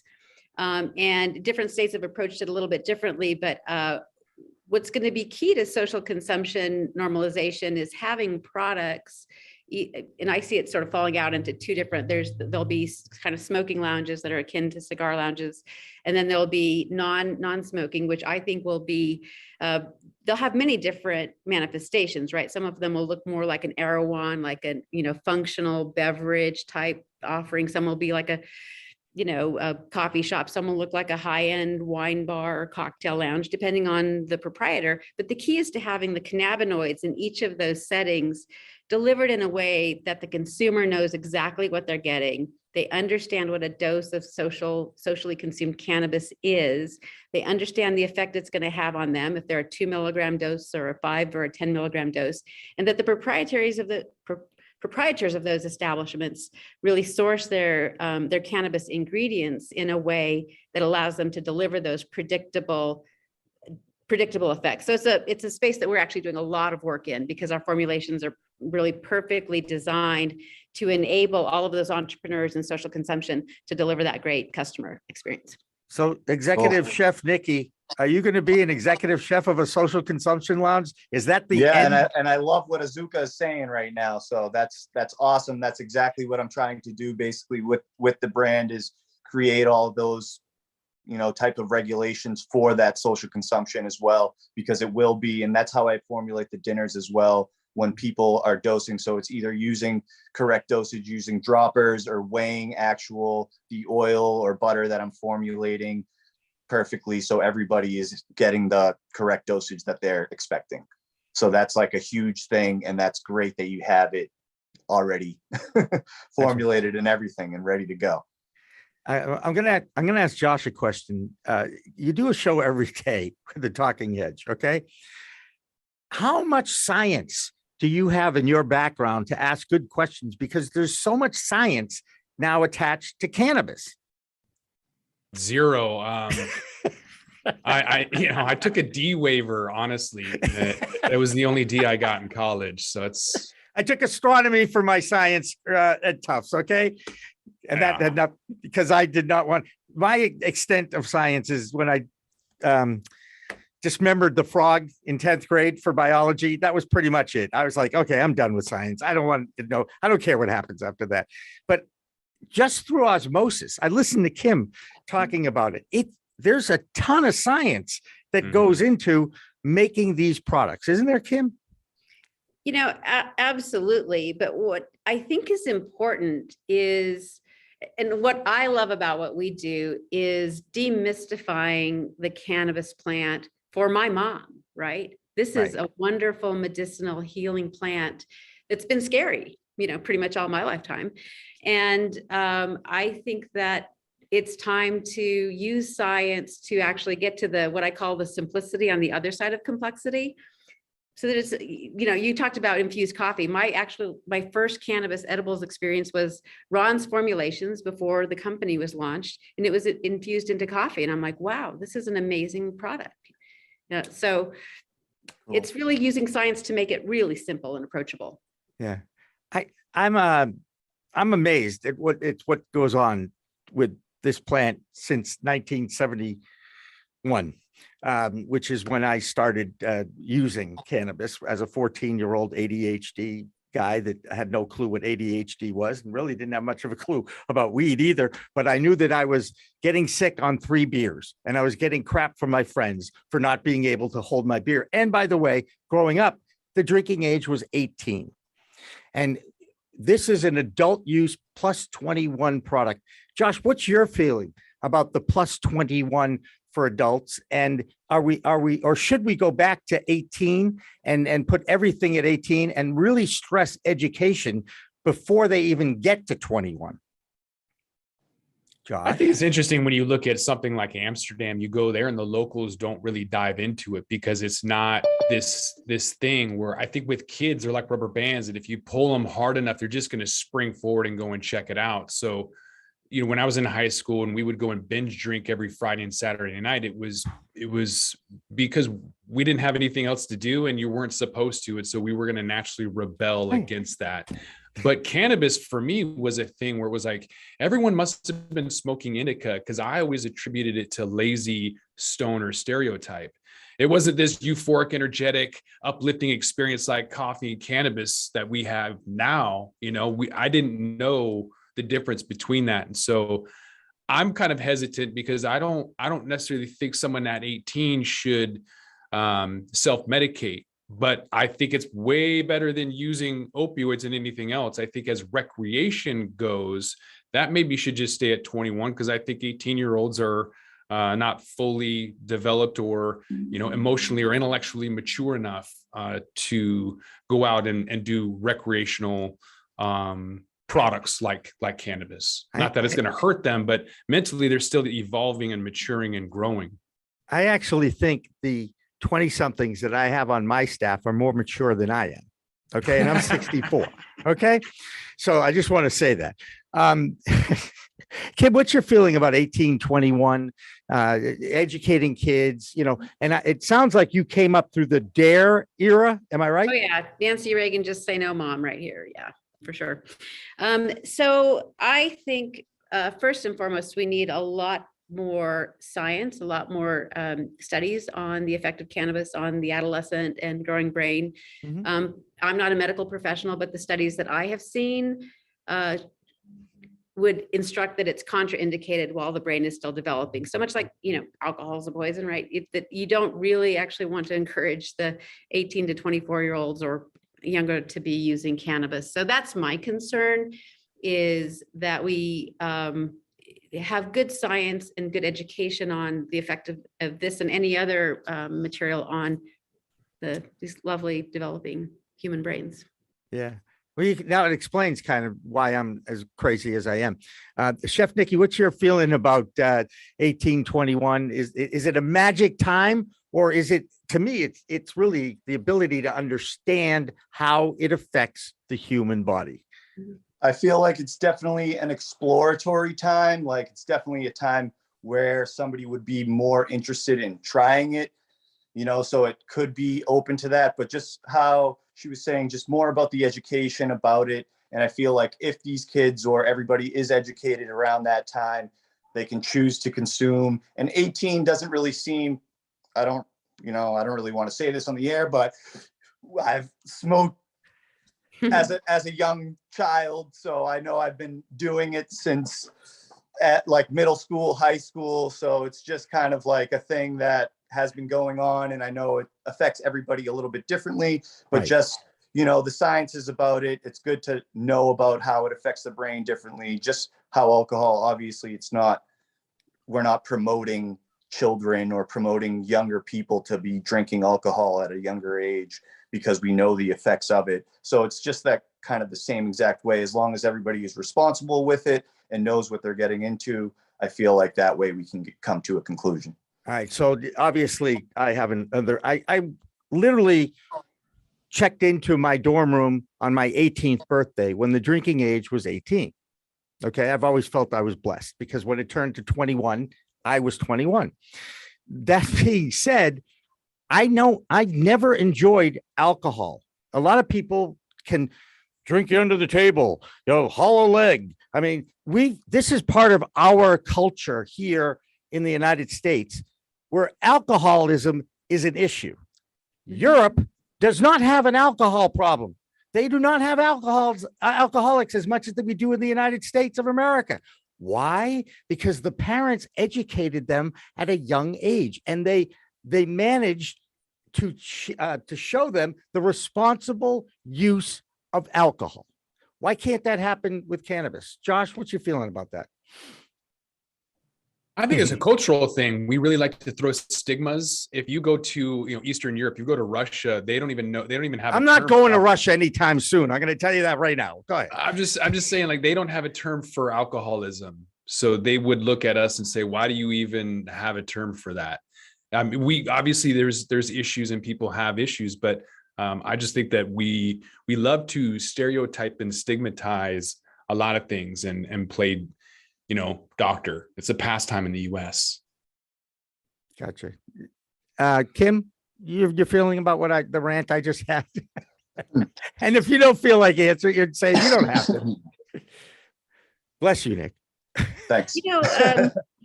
Sorry, I got off on the Russia tangent, and I'm like, I'm not going to Russia either. 1821. Is it the magical number and age? Again, I would go back to the science and the still lack of science around the effect of the compounds on the developing brain. And I really want to know more about that. I certainly, don't encourage my adolescent to use cannabis. I know my young adult children use cannabis and they're, in their mid-20s. So I think it's a different story, but I would like to have more science as a parent before I, said it's okay to teach a, 18-year-old or 16-year-old about responsible use of cannabis at that age. I don't think we know enough. I'm not, I don't have no Pollyanna, like the kids aren't doing it. But I think we need to push for more science on this question. Yeah. All right. Chef Nickie and Kim, can you guys stick around, or do you have another important engagement to go to? Because you're good. Kim, can you hang out? Give me a sec. Because she's a CEO of a major corporation. So I'm guessing she has a very tight schedule. And she was so nice to come on short notice today. Yeah. What's that? I'm good for a bit. Yes. Awesome. And by the way, if you have to bail, just bail. Okay. No worries. All right. We're going to take a break and we're going to bring in Dr. David Cunic next. He's I could call him a friend and somewhat of a regular on Green Rush Live and in Pro Cannabis and on Pro Cannabis Media. We'll be back after this break. Don't go away.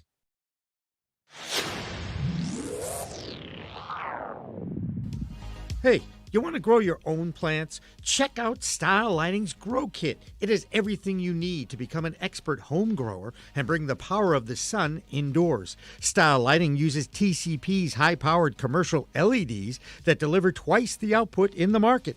The Grow Kit has a grow bag, a timer, chains to hang the light, and of course the best in the business lighting system by TCP. Check out stylelighting.shop for more information.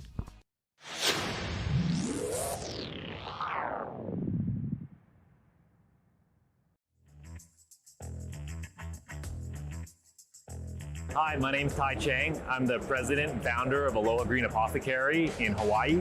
We're a vertically integrated medical cannabis company with 3 dispensaries, 1 extraction lab, and 1 cultivation center near the North Shore of Oahu.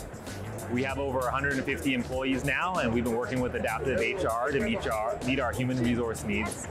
We're super excited to work with them as we expand, and we've grown at least 2-3 times over the last 2 years. So we look forward to a good relationship with Adaptive, and come visit us in Hawaii anytime. Aloha.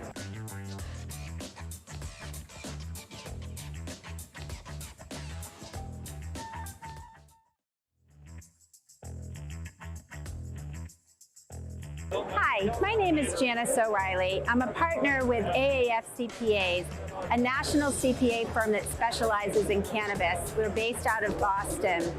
We have been working with Adaptive HR for several years and have recommended them to our clients, who have all been extremely happy with their service and their responsiveness.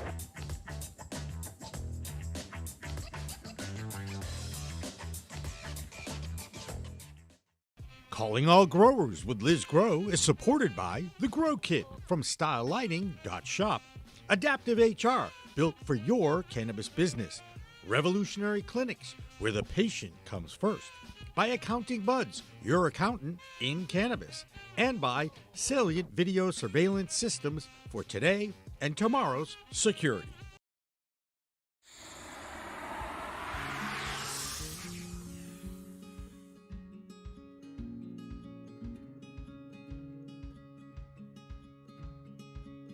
You would think that it is. However, there's quite a bit of debate right now in the accounting industry when it relates to cannabis with this exact question. I'm part of a few different networking groups that are solely accountants for cannabis companies. And there's been quite a bit of back and forth in those communities and discussion regarding whether 280E, if it went away, if the administration legalized cannabis or took it off of Schedule 1, what would happen? And it could go either way right now. The debate is it can make the accountant's life much easier. That's what a lot of the inexperienced accountants are saying right now, it seems, whereas the accountants that have been in this industry for a while and have gone through the same thing that happened with hemp a few years ago are saying that will make lives more difficult, because when hemp became declassified a while back, the accounting became more complicated.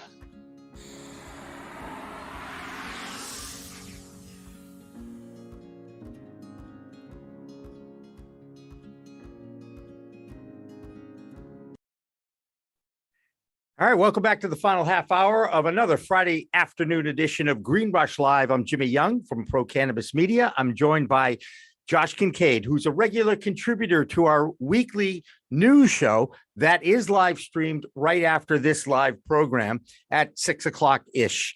And Josh is our Washington state correspondent. We have about 10 other state correspondents now, including one from Europe. And I'm really proud of the fact that people like Josh are willing to give however long it takes you, Josh, to put your report together every week.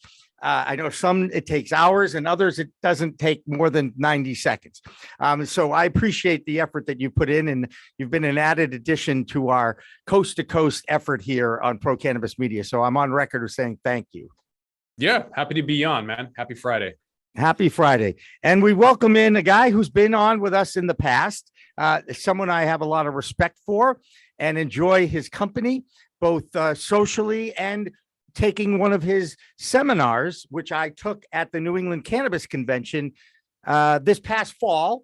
Got me out of bed on a Saturday at about 8 a.m. and I got into Boston in time to make it to the seminar. And I still say that it was an invigorating experience. David Cunic from UCS Advisors. David, great to see you again. Thanks for having me today, Jimmy. Appreciate it. And so it was great to be on. And yes, the seminar, you were there, and the fact that you stayed the entire time means we're doing something right. Yeah, no, I thought it was entertaining. You kept it moving. It was a dog and pony show with you and Chris, I'll be perfectly honest, but you have to be somewhat of an entertainer when you have a live audience, if you will, of people in front of you, right? Exactly. Well said. All right. So you are a doctor of physical therapy, if I remember correctly, right? Yep. And a doctor of also healthcare management as well, too. I have a prescription in my pocket. I just want you to know I'm going to find a physical therapist now to take care of this aging body of mine. But we don't want to get into that. I want to continue to talk about cannabis. We have Kim Rael from Azuca and Chef Nickie Escoto. I got it right. With us as well. But David, I want to get your impressions about where we are at now with the end of prohibition movement that continues to evolve here in the United States. And you're in New Jersey, if I remember correctly, right? I have offices in New Jersey and also Portland, Maine. And I used to have one in Las Vegas as well, too. That's right. And I had cannabis companies in Oregon, Colorado, Nevada, Michigan, and also Maine. All right. So the question I'm going to ask you right off the bat, New York is now moving towards an adult use market.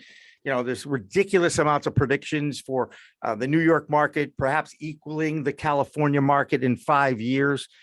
Has the New York law that they voted in and are starting to do regulations, did they get it right in that state?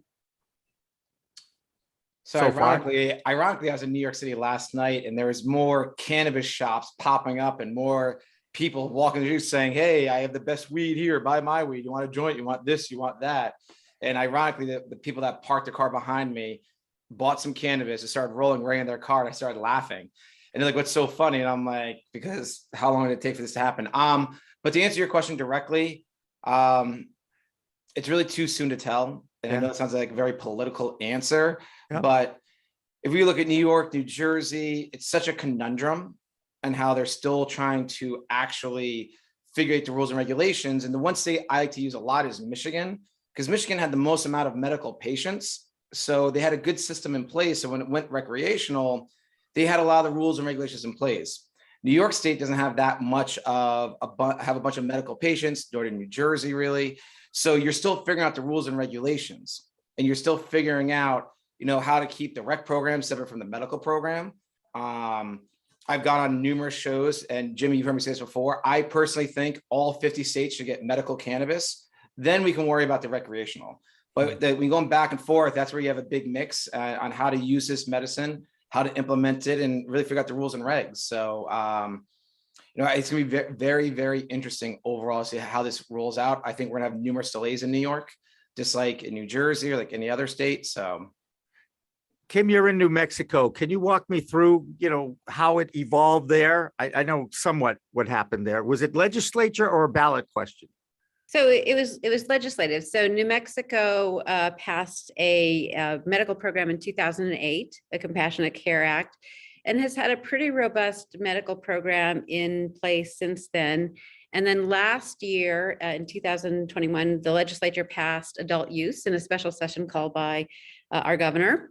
And adult use comes online April 1st. So New Mexico had a fairly robust medical system in place, and then a very aggressive regulation writing process for adult use to be able to come online so quickly. So adult use will come online in New Mexico April 1st. There is a scramble, but I think the state is as ready as any state that makes that transition is. Yeah, I think it's going to be great. And, you know, in New York, I'll add to your comments on the New York legislation, because we have, you know, we're kind of New York and New Mexico based. And it was interesting to me that those are our two operating headquarters. And New York and New Mexico adopted adult use a day away from each other last first quarter of last year, which is, I always personally took credit for that. But I think the one thing that I would say about the New York legislation that I think they really did get right was the emphasis on social equity and social justice. And in particular, what I like about the New York statute, the rules, the regs aren't all written yet, obviously, but the way they are forcing a flat industry in New York adult use, meaning like for their social consumption,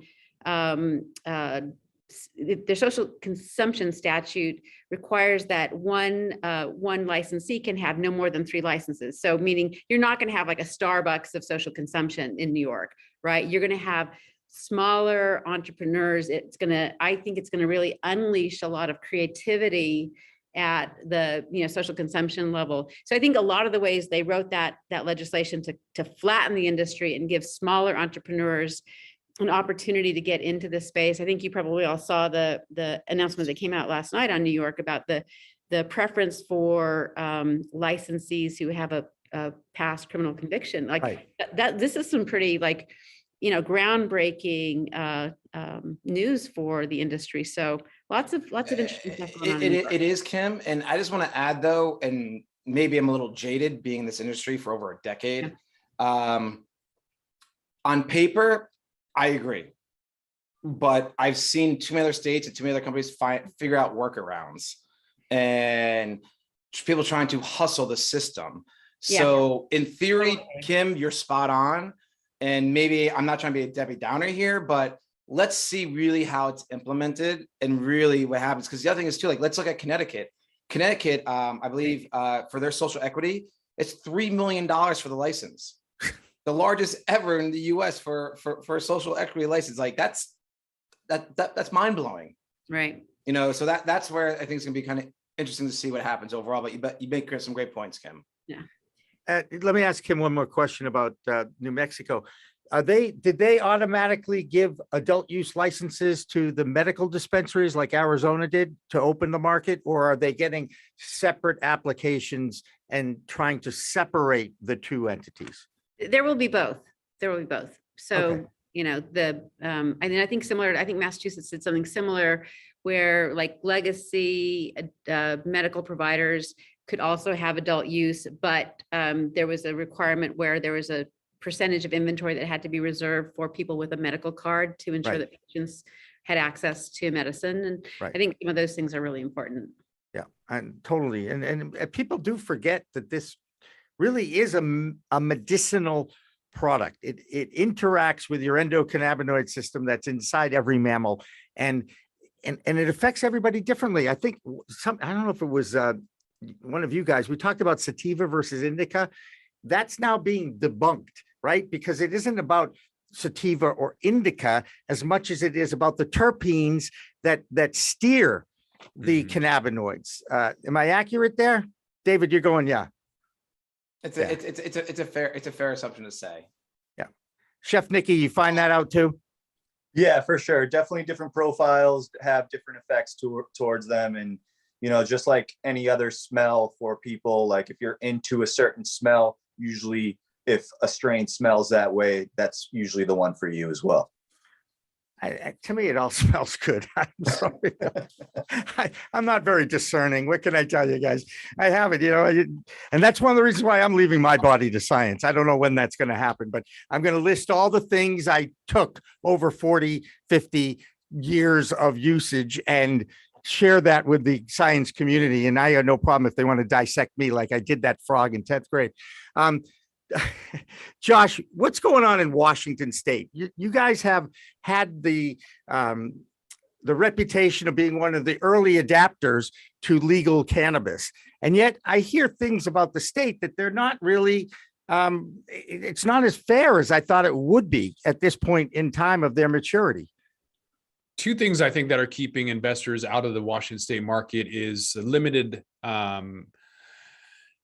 ability for ownership. You can only have 10%. It's capped. And then it's anything over that requires you to have residency. So you need to live here for 6 months in order to own anything more than that. So that obviously right off the bat is going to be a huge deterrent for people. And then not being vertically integrated. So you have to either pick, are you going to do retail or are you going to grow or have a brand? And, like Dr. David mentioned, being jaded in the industry happens when you've been in it too long, or you have the experience that we do, seeing folks that have first mover advantages in Washington State that have a heart, the license, they sold that to an Arizona based company, an MSO, Harvest Health, maybe. Mm-hmm. So whoever they sold it to, they took the money, they went to California, they worked in partnership with a social equity applicant. They ended up going to a business partner of the social equity applicant, paid them off, got the license, and then sold it. Very, very shady. And the person holding the license had no idea that his business partner sold it right out from underneath him. So it does kind of bring up some questions about like, where is that investment focus, knowing that there's limited licensed states. Because just like New Mexico being legislative, it's not hippies on the street saying, hey, let's sign this because we want it. It's saying, no, legislators, the bureaucrats are getting the message from lobbyists saying, make this a limited license state so that we have a lot of opportunities to make a lot of money. And that's where a lot of investment focus is coming at. So Dr. David, you're going to be at a couple events coming up. You're going to be at MJ Impact in the fall in New York. You're going to Northeast Cannes. Why are you going to those events, and where is the investment focus? Are we seeing grows or brands or retail, or is it delivery? And before I answer that question, something else that I've seen contracts where someone is a minority, they are trying to get a minority license, but once they get it, they have to turn over and switch the equity position within 90 days. Like I've seen like contracts with subsidiary contracts to the side. I mean, there's a lot of shady, not very kosher stuff going on. But to answer your question, so this year, right now, I am personally scheduled to attend, I want to say it's 16 cannabis conferences this year, not networking events, just conferences. So the reason why I go in like to NECANN Boston is one, just New England is at its infancy stage compared to the West Coast. And if you take the surface area of New England, it's roughly half the surface area of the entire West Coast, but twice the population. And people forget Maine is the second state to get medical marijuana back in 1999. So there's a lot of rules and regulations that Maine has really fought to get, which you see a lot of other states starting to do. So in terms of those different that conference, really attending to one, do our seminar that we're actually doing on Saturday, how to raise your social capital, to raise capital, but also to actually meet some clients, some new investors, and really what we're seeing investors putting their money towards. A lot of individuals, their sweet spots like under 250,000. That's a lot of individual investor sweet spot where they say, okay, we can kind of wait 3 to 4 years for a potential return on investments. People that are raising, right, as you say, more than about $5 million, you're really going more so family offices, venture capitalists, maybe some high net worth individuals. And we're really seeing for the investors now is, what is your management team, first off? And the second thing is, what's your 3-year plan, 4-year plan, more than just one facility? And we're seeing a big divide in investors right now. I don't pick on New York and New Jersey. Once again, I attended a couple of networking events last night in New York City. I was the only cannabis guy there, which is great. And there are some people there that I met. They're like, hey, listen, this is how much money I have to invest. I don't care. Find me a deal somewhere in the country. Versus other people, which is, no, rah New York, I will only do a business in New York, and that's it. So if you're an investor and if someone's rah about their only state and the upside is capped and limited, well, it's a little bit harder to get that investment money. We're not seeing so much in grows or dispensaries as much unless you have a plan to have multiple locations within a set period of time. Then investors are happy with that. We're seeing a lot of ancillary services right now, and especially people that have ancillary services that have patents, or patents are pending on technology or maybe a product. Investors are really liking that. And that's what we're seeing right now in the investment community in cannabis out here on the East Coast. How do they feel about media companies? Anyway, hey, Kim, I want to get back to you. What David just described, is that your experience? You've got a privately held investor-backed company. How many years have you been doing in this business? Yeah, so we raised our seed round in 2018, and we did our first license launch in later that year, 2018, in Massachusetts. So we've been, around doing this for 4 years-ish. And we are a technology-focused, innovation-focused company. So we're all about creating and licensing our intellectual property. So send them our way. We're actually not raising money right now. We're just growing on our own steam. So we're all about, which is great. And kudos, Kim. And one of the biggest things we tell our clients here at UCS Advisors is, how much money do you need? And then how much do you need, like, in what tranches? And what do you need within 60 days, within 6 months, within 9 months? Because a lot of people don't think that far ahead. And I see you shaking your head because you're like, yeah, because that happens all the time. So I'm shaking my head. I'm a recovering venture capitalist. So I spent most of my career investing in high-tech startup companies, and then sort of, ended up in the cannabis world. And that's just, mind blowing as with my investor hat on. So. Right. And someone like Kim with your background, and this goes back to Josh's question, like, and this is kind of what we do. We kind of help tell the story backed by objective data. And with Mhm. Kim's background doing venture capital, that puts her above so many other competitors looking to raise capital, because she has the experience of actually deploying it, make sure it's utilized properly, seeing what the potential returns are. So she can really think about her investors ahead of time. So, kudos to you. I mean, that's a huge plus on your end. That's a great example of, having a great management team already in place for a company. I'm learning by doing, let's just say here. Okay. I listen to you, David. I want to follow everything you say. And then reality strikes. And it's so tough to run a company and raise money for a company at the same time, isn't it? Yes, it is. As someone that has started over 10 companies, and I've raised money for 12 of them, actually 13 of my own companies. It's difficult, but it's also about having the right people in place. It's also, as I tell people, do the work the first time. Yes, it might be a pain in the butt to do your pro forma, your deck or whatever, but you're going to have that for the next 6 months, roughly. So once you do it right, and like, I'm going to use Kim as an example. She's not raising money right now, but let's say she's like, hey, I need to raise $2 million. She can go back to what she did several years ago and use that as a reference point and a jumping point. And this is where, in part, we tell in our lecture, there's a difference between lending and fundraising. Lending is just give me money and I'm lazy. Like here's my bank statements. Here's my vision. Do you want to give me money? Yes or no? Fundraising is like networking. It takes constant work. And literally this is where a lot of times people out there will reach out to someone like us at UCS Advisors as investor relations experts to literally hire us to help them and guide them so they don't waste their time on fundraising. Because if you raise your money properly, you can only, if you really want to, it's only going to take a couple hours a week once you're organized and you have it set up. But if you don't, it can seem like you're constantly doing both. Why would they reach out to you? A lot of people don't know what investor relations is. Is it an investment banker? Is it public relations specialist? Can you explain? Sure. So most people can go to like a broker dealer. That's not what we are. We are investor relation experts. So in other words, we are investor relations advisors. So for publicly traded companies, we tend to work with the board of directors. We work with them to work on their short-term and long-term goals. For a company that's just starting out, trying to raise money, the best analogy is this, Josh. All of us here, I assume, have seen Shark Tank, right? Yeah. We're the ones that work with you before you get on Shark Tank, to work on your pitch, to work on how to talk to investors, to use the positive power of negative preparation so you know the gist of actually how to answer a potential investor's question. And that's where an investor relations expert comes in. And you don't need to hire someone full time. We do our stuff by the hour, and we offer a refund within 6 months if you're not happy with us. Because for us, it's about building that long lasting relationship. But this is where I tell people, your lawyer will hire someone like us and then upcharge you what they're paying us.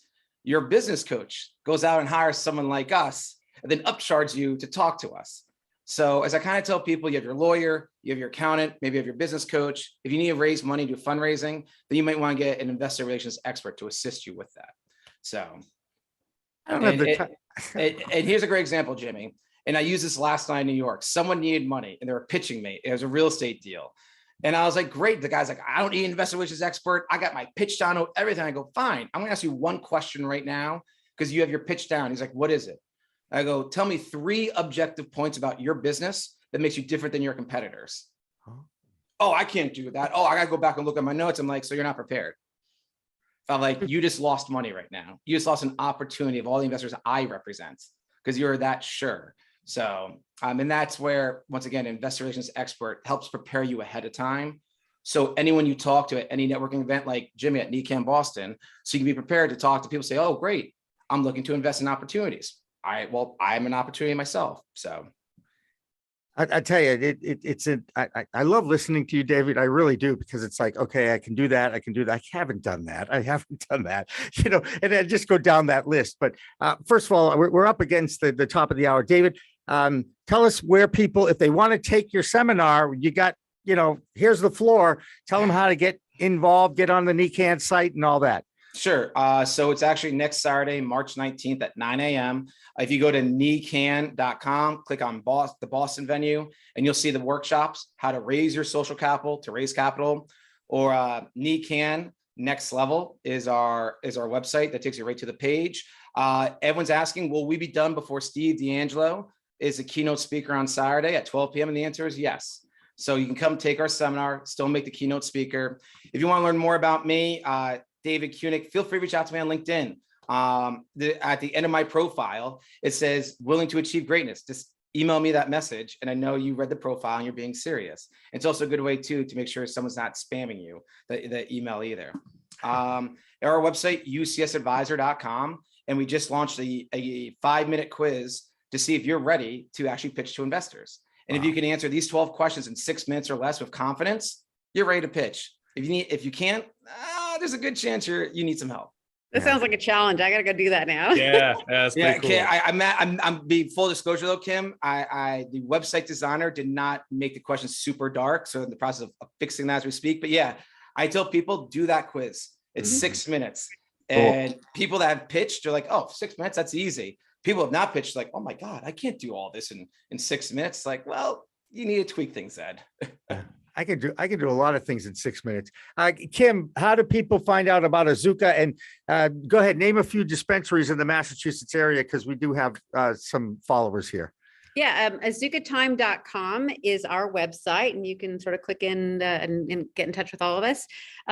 Let's see, some of our partners in Massachusetts are Temple Hill and Revolutionary Clinics. So there's some great folks out there. My original sponsor of my podcast from March of 2018, the Rev Clinics group. So Keith Cooper is awesome. And I think you know everybody else there too. And by the way, a get well wish for Tom Schneider, who's really their COO, Chief Marketing Officer. He did his vaccinations. He did his booster. He stayed away from people, and he still got COVID this week. Okay. So while we all sit here and say, it's over, I'd like to think it's over, but you can still get it. So just be careful out there. Chef Nickie, how do they find you? So my website, kitHCen.co, not .com. You can find out a bunch of information there. Also on my LinkedIn profile, Nicholas Escoto. Also on Instagram, Facebook, TikTok, and I'm doing a event on April 2nd and infused invite only. If you want to find out any ways to get on that list, just DM me on any of the social platforms. And I'm looking to do a little bit of something that I call a hot box, which is utilizing other brands to kind of use either their non-infused formulations and different formulations to be involved in a box that consumers can enjoy with a 3-course meal that they can do at their own home for holidays and such. Fantastic. Yeah. And you know what? I love the fact that all three of you're on my book of life, okay? Because you didn't know you were going to do this at the beginning of today. And I so appreciate you making the time and making yourselves available. Josh Kincaid, the Talking Hedge, where can people find you? TheTalkingHedge.com. We're on a podcast everywhere. So just look at The Talking Hedge. There you go. So for everybody here at Pro Cannabis Media, a reminder, our new show is coming up next on our network of social media platforms. So remember, it's a whole new world of weed out there, people. Use it responsibly. Thanks for watching. Thanks for listening. Thank you. Coming up on We Talk News this week, WNBA superstar and Olympic champion Brittany Griner gets busted at a Russian airport for carrying hash oil. Retiring Colorado Congressman Ed Perlmutter vows to pester his Senate comrades until safe banking for cannabis gets passed. Plus, a new poll by the American Bankers Association gets 68% support. Plus, Costa Rica, France, and Thailand decriminalize cannabis while the USA cause gets ignored in the State of the Union address. All that and more on We Talk News next. Pro Cannabis Media original content is supported by Salient Systems, your trusted name in video surveillance for the cannabis industry, and by Revolutionary Clinics, Massachusetts' #1 medical dispensary where the patient comes first, and by Accounting Buds, CPA services for the cannabis industry, and by stylighting.shop. Log on today to get your grow kit. We are Pro Cannabis Media.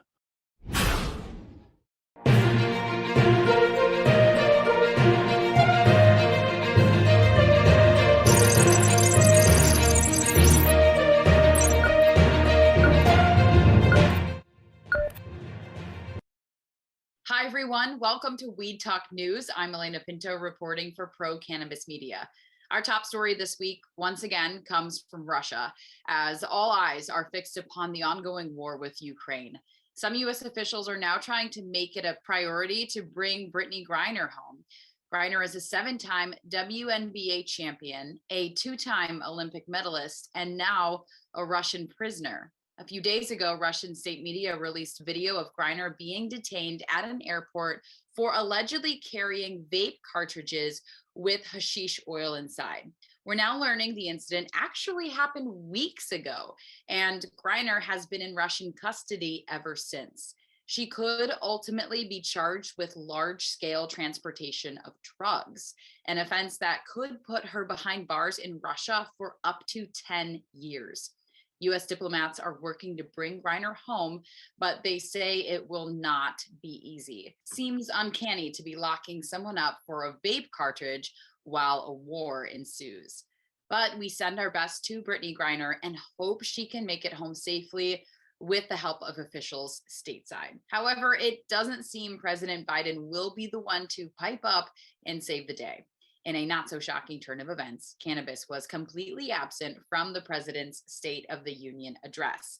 The items that did make the top of the list included infrastructure, opioid abuse, and veteran care. Ironically, all things that could be aided by legalizing and regulating cannabis. Go figure. Despite that, efforts to protect the plant and the dollar surrounding it are still going strong. A new poll from the American Bankers Association shows 68% of Americans want Congress to pass some form of legislation that protects banks that work with cannabis companies. But lawmakers on Capitol Hill still don't seem to be interested. Congress just filed a new spending bill this week, and language to protect banks is nowhere to be found, after we just battled 6 times to have the Safe Banking Act heard on the Hill.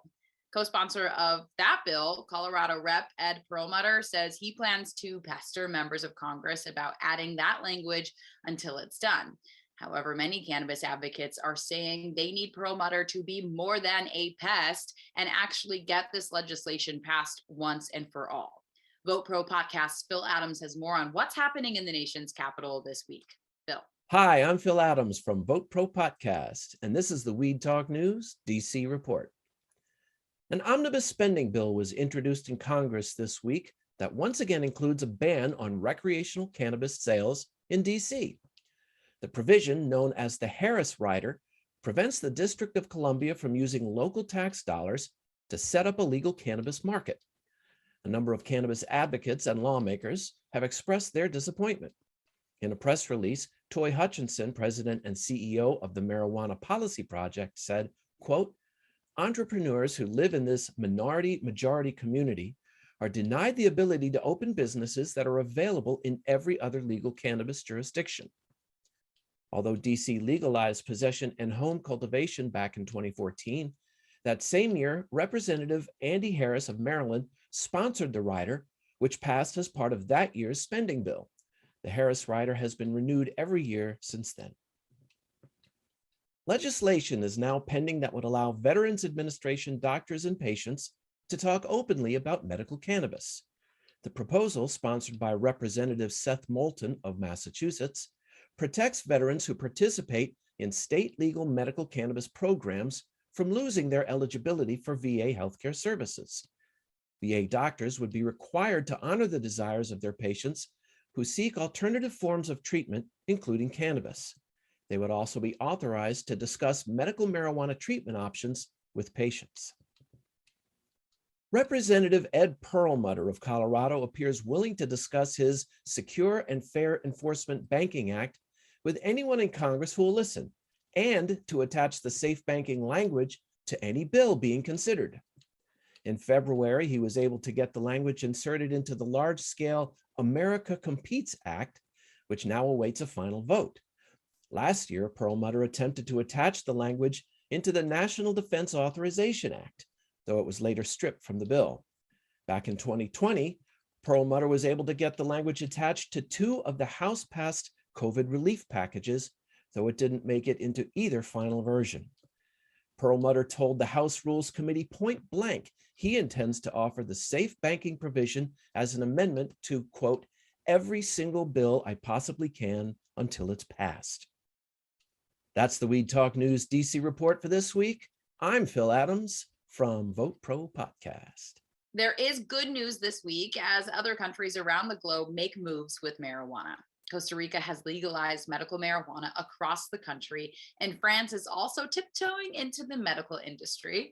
The country's government issued a decree last month that authorizes cultivation of medical cannabis.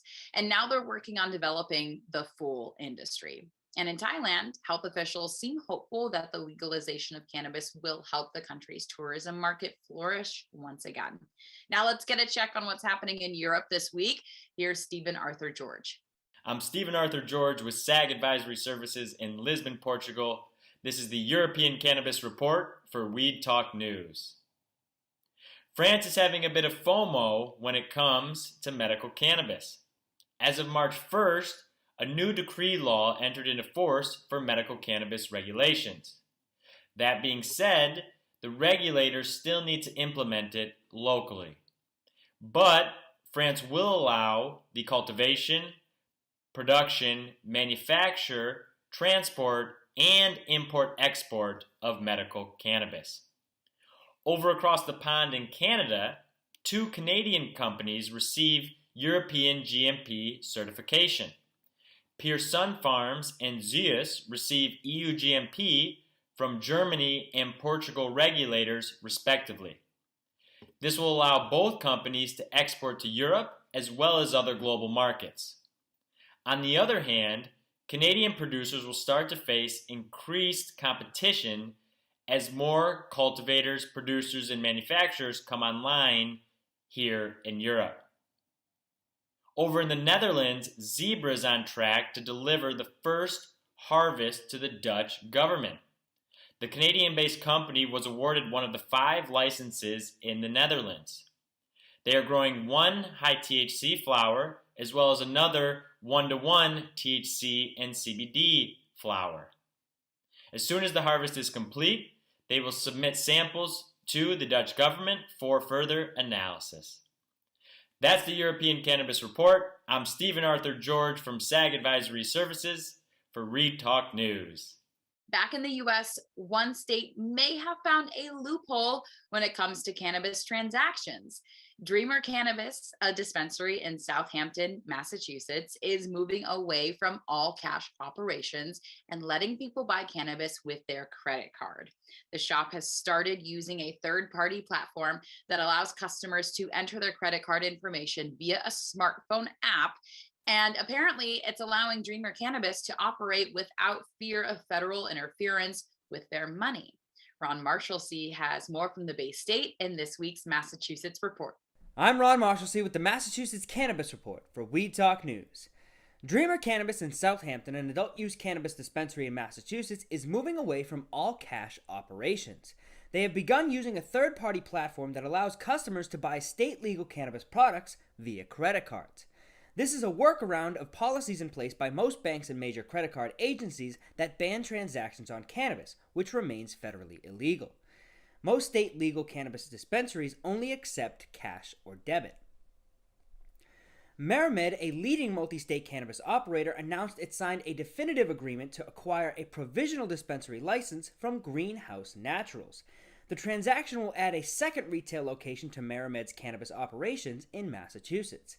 Bob Fireman, chief executive officer of MariMed, was quoted as saying, "Adding a second adult-use dispensary in Massachusetts is a key element of our long-term strategic growth plan, continuing our efforts to expand deeper in high-growth states in which we already operate. We expect the Beverly location to be a particularly strong performer in our growing footprint. We anticipate it will contribute this year to our revenue and adjusted EBITDA growth." MariMed also anticipates the Beverly adult-use dispensary will be operational during the second half of 2022. And finally, a third recreational dispensary could be coming to Rockland. The Rockland Board of Selectmen has authorized a host community agreement that will allow a marijuana store to open at 1015 Hingham Street. This new store will join Canavana and Health Circle in serving cannabis to the people in and around Rockland. That's this week's Massachusetts Cannabis Report. For Weed Talk News, I'm Ron Marshalsea. Bay State Cannabis Report is supported by Holyoke Cannabis, Holyoke's finest cannabis recreational experience.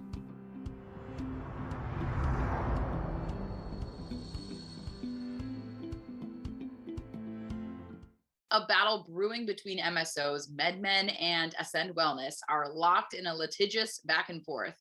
Under a deal announced last year, Ascend would acquire a nearly 87% interest in MedMen's New York cannabis business, with an option to acquire the remainder after the launch of the adult use market. But Ascend has since filed a lawsuit claiming MedMen materially breached the deal, and Ascend CEO addressed shareholders about it this week. Deborah Borchardt has the details in this week's Green Market Report. This is the business update for Weed Talk News from the Green Market Report. Okay, not a lot of great news in the business world this week for cannabis. Green Lane said it was selling its headquarters and laying off employees and making leadership changes in order for the company to become profitable. Now, having said that, they did say they expect net sales to be between $55 million and $56 million for the fourth quarter, and between roughly $165 million and $166 million for the full year. Ascend Wellness reported that its fourth quarter revenue decreased 6.2% sequentially to $88 million. Now, that sequential decline was driven by lower prices in the wholesale market. However, on a good note, the full year revenue rose 133% to $332 million. And finally, the Scott's Miracle Grow Company lowered its full year sales guidance for its hydroponic hawthorn division. In addition, Scott said that the reduction would likely lead to adjusted earnings per share that are lower than previously expected. Scott expects that the hawthorn sales could decline 15 to 25%, and that's including acquisitions. And that's it for this week. I'm Deborah Borchardt for the Green Market Report for Weed Talk News. Also on the East Coast, the idea of gifting weed may be going up in smoke for people in Connecticut. A new House bill introduced this week would outlaw gifting cannabis in any scenario where a donation is made and would prohibit any transfers of cannabis outside of a licensed retailer. It would also nix companies' abilities to advertise on billboards. And the budding legal markets in the Mid-Atlantic region are causing some workers to reach out for more resources. New reports show cannabis employees in New Jersey and Maryland are beginning to reach out for union representation within the industry. With more from the East Coast, Claudia Post has this week's Pennsylvania report. I'm Claudia Post from Scarlet Express, and I'm here in the Keystone State, Pennsylvania, reporting for Weed Talk News. Pennsylvania Democratic gubernatorial candidate Josh Shapiro is running on a pro-cannabis ticket. Naturally, he blames the Republicans for stalling and says the only thing they're interested in is their own self-interest and their wealthy constituents. Who would have thought? A York County-based company called Groff North America last month said it became the first such business in the country to bring a cannabis crop to market for scientific study. That's an amazing thing because previously, since 1968, researchers were restricted to only purchasing from the University of Mississippi. What a ridiculous thing. Originally a hemp company, the Pennsylvania firm was one of just 4 companies nationally to win approval from the DEA to sell their product for medical and scientific purposes. For the first time, real world marijuana will be available to researchers throughout the country, and that is a really cool thing. Pennsylvania is expanding areas of its medical cannabis program to help advance research and decrease costs for patients. Currently, they have to pay a doctor, they have to pay for the privilege of getting a card, and for our citizens in more challenged communities, that's just, drives people to the street. So this is a great thing. The Department of Health is making financial assistance more widely available for patients and has also announced there will be a 9th clinical registrant here in Pennsylvania for the medical marijuana research program. Our program will eliminate annual fees, eliminate all background checks for eligible caregivers, and distribute funding to each patient in the financial hardship program. Well, that's a wrap for this week from Pennsylvania.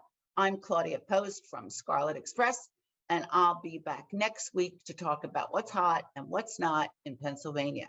From We Talk News, have a fabulous week. Moving to the Midwest now, and people in the Show Me State want lawmakers to show them the weed. In Missouri, the Cannabis Freedom Act to legalize adult use is set to appear on this November's ballot. But this week, advocates took to the state capitol demanding lawmakers take action sooner than that. Brandon Jones has much more in this week's Missouri Report. Hey everybody, it's Brandon Jones here again from Distribution Maven with Missouri Cannabis Report for Weed Talk News. And yeah, it's been a very big week here in Missouri, down at Jefferson City, the state capitol. They actually let people speak on both positive and the negative for the Cannabis Freedom Act here. It's going to go on the ballot, like they said here, this next month. So the big things about this act is it would have recreational use allowed throughout the state starting January of 2023. And then the second thing is anybody can actually have a dispensary in the state that has just filed their taxes here in the state of Missouri, just like any other business. They wouldn't have to go through the big licensing loops that there are now to figure out how you can actually get a license. So my good buddy Brennan England from Minorities for Medical Marijuana spoke and said that this was a big thing to allow access to minorities versus having to have, a big bankroll and having to have all this legislation and help from, a legal team to get actual access to have a dispensary here in the state. Another big thing is they're going to have an actual rally on the 29th at the state to bring more access and more awareness to what's actually going on here and see if we can get more people involved.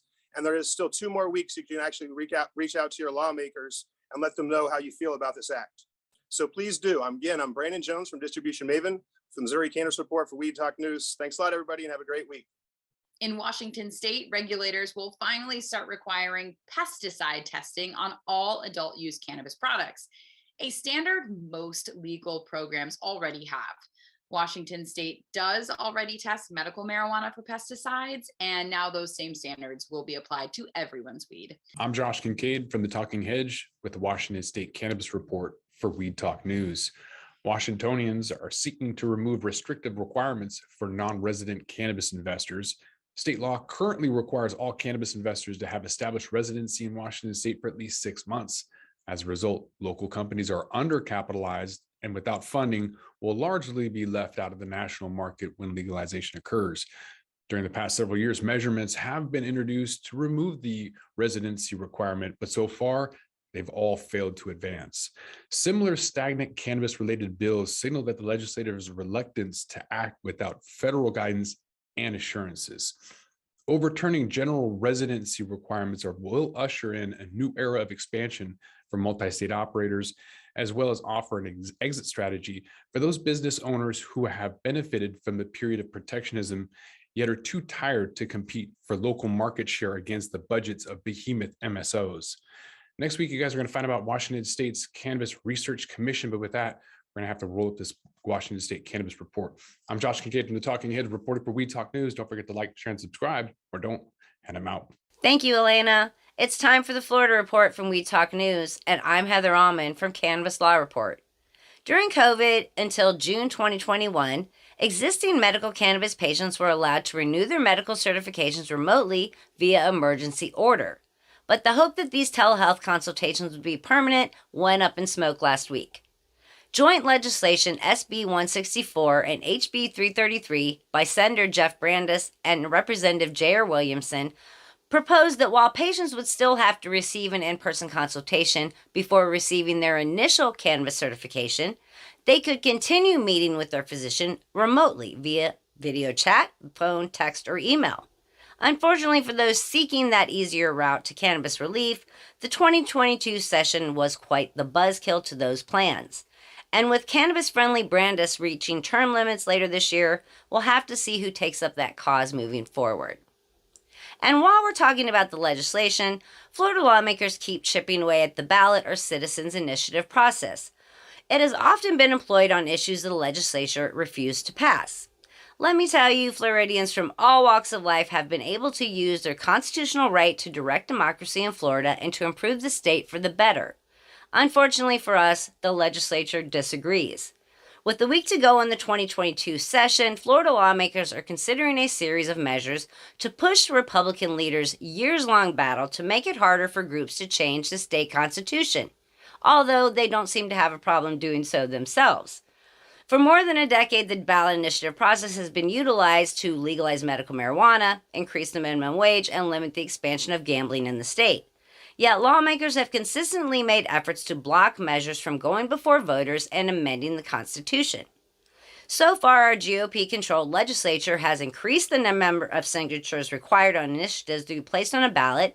They have banned sponsors from paying petition gatherers by the signature, a move that experts say has dramatically driven the cost of amendment drives up.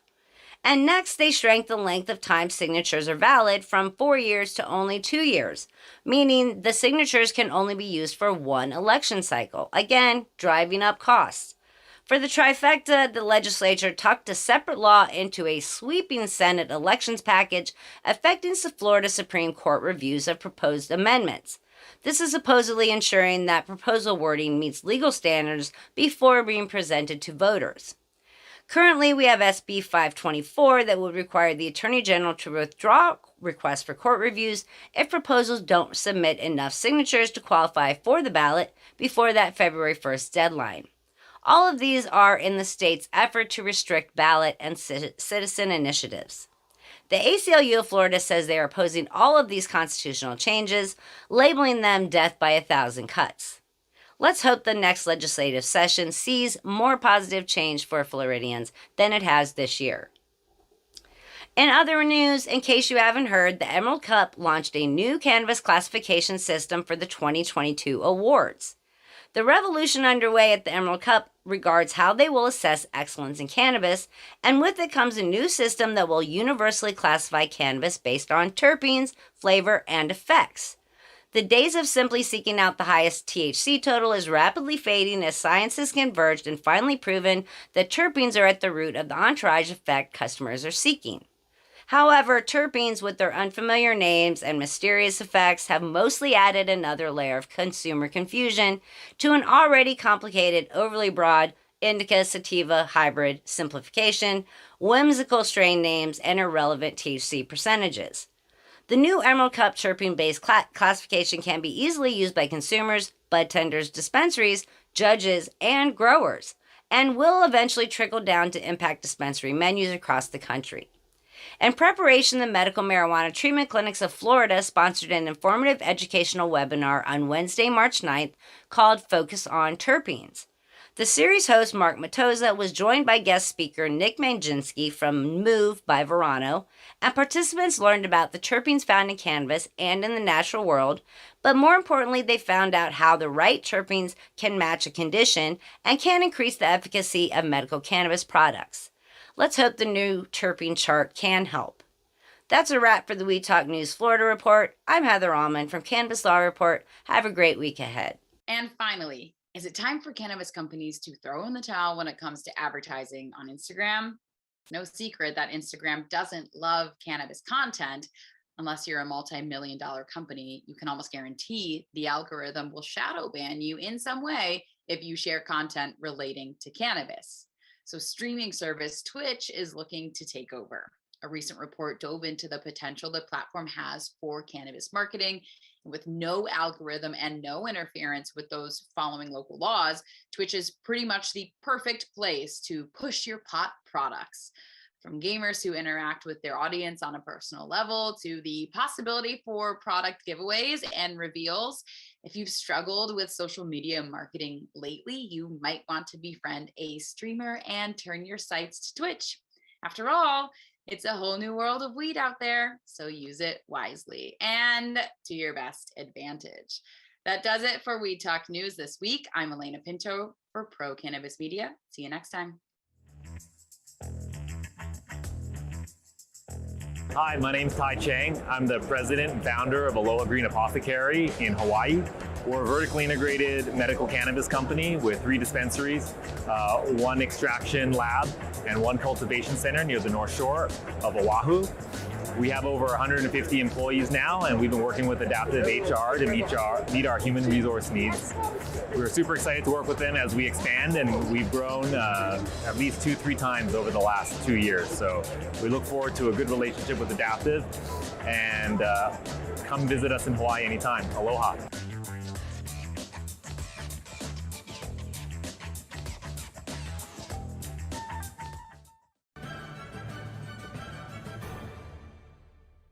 Weed Talk and In the Weeds are 2 productions of Pro Cannabis Media supported by Revolutionary Clinics, one of the top medical cannabis dispensaries in the Massachusetts area, now with 3 locations in Greater Boston, 2 in Cambridge, and 1 on Broadway in Somerville. Rev Clinics has a patient-first mission. They will customize your needs as a medical patient with the proper titration and combination of strains, flavors, and products. Rev Clinics, where the patient comes first.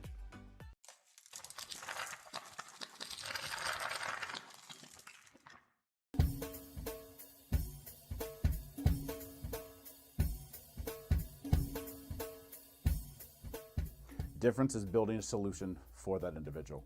Not just a custom, here's a box, here's a video, here's how you make your VMS. We custom design and custom build every situation for exactly what the customer needs. And we keep the costs low. We have multiple tiers, as far as what you're looking at on the cost side of things. If you want a one-time, where you just pay 1 initial cost, we have that. If you want to maintain your system and have the highest protection and highest capabilities and highest upgrades at all times, we have different plans for you. But we scale it so it's scalable and affordable 100%.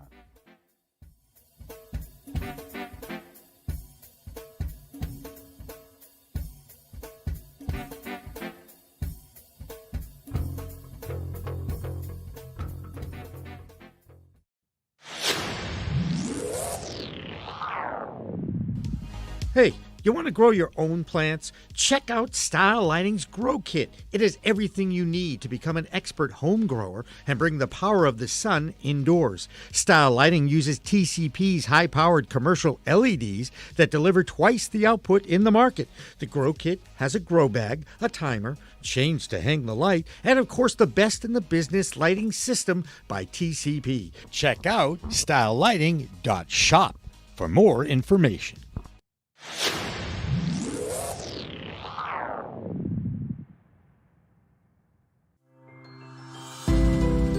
Meet kitHCen, the alternative wellness company. You know CBD, but how about CBG, CBN? That's right, kitHCen produces a range of full-spectrum products, all lab-tested in small batches to maintain the highest quality of products. kitHCen.com.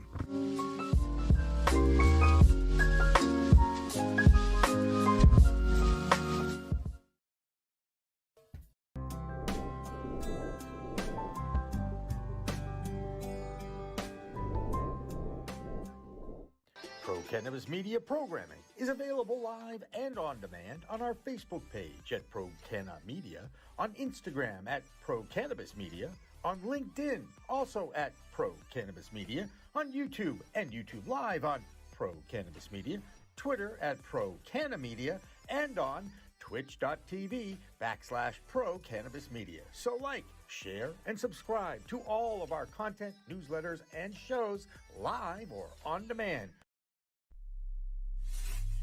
We are Pro Cannabis Media.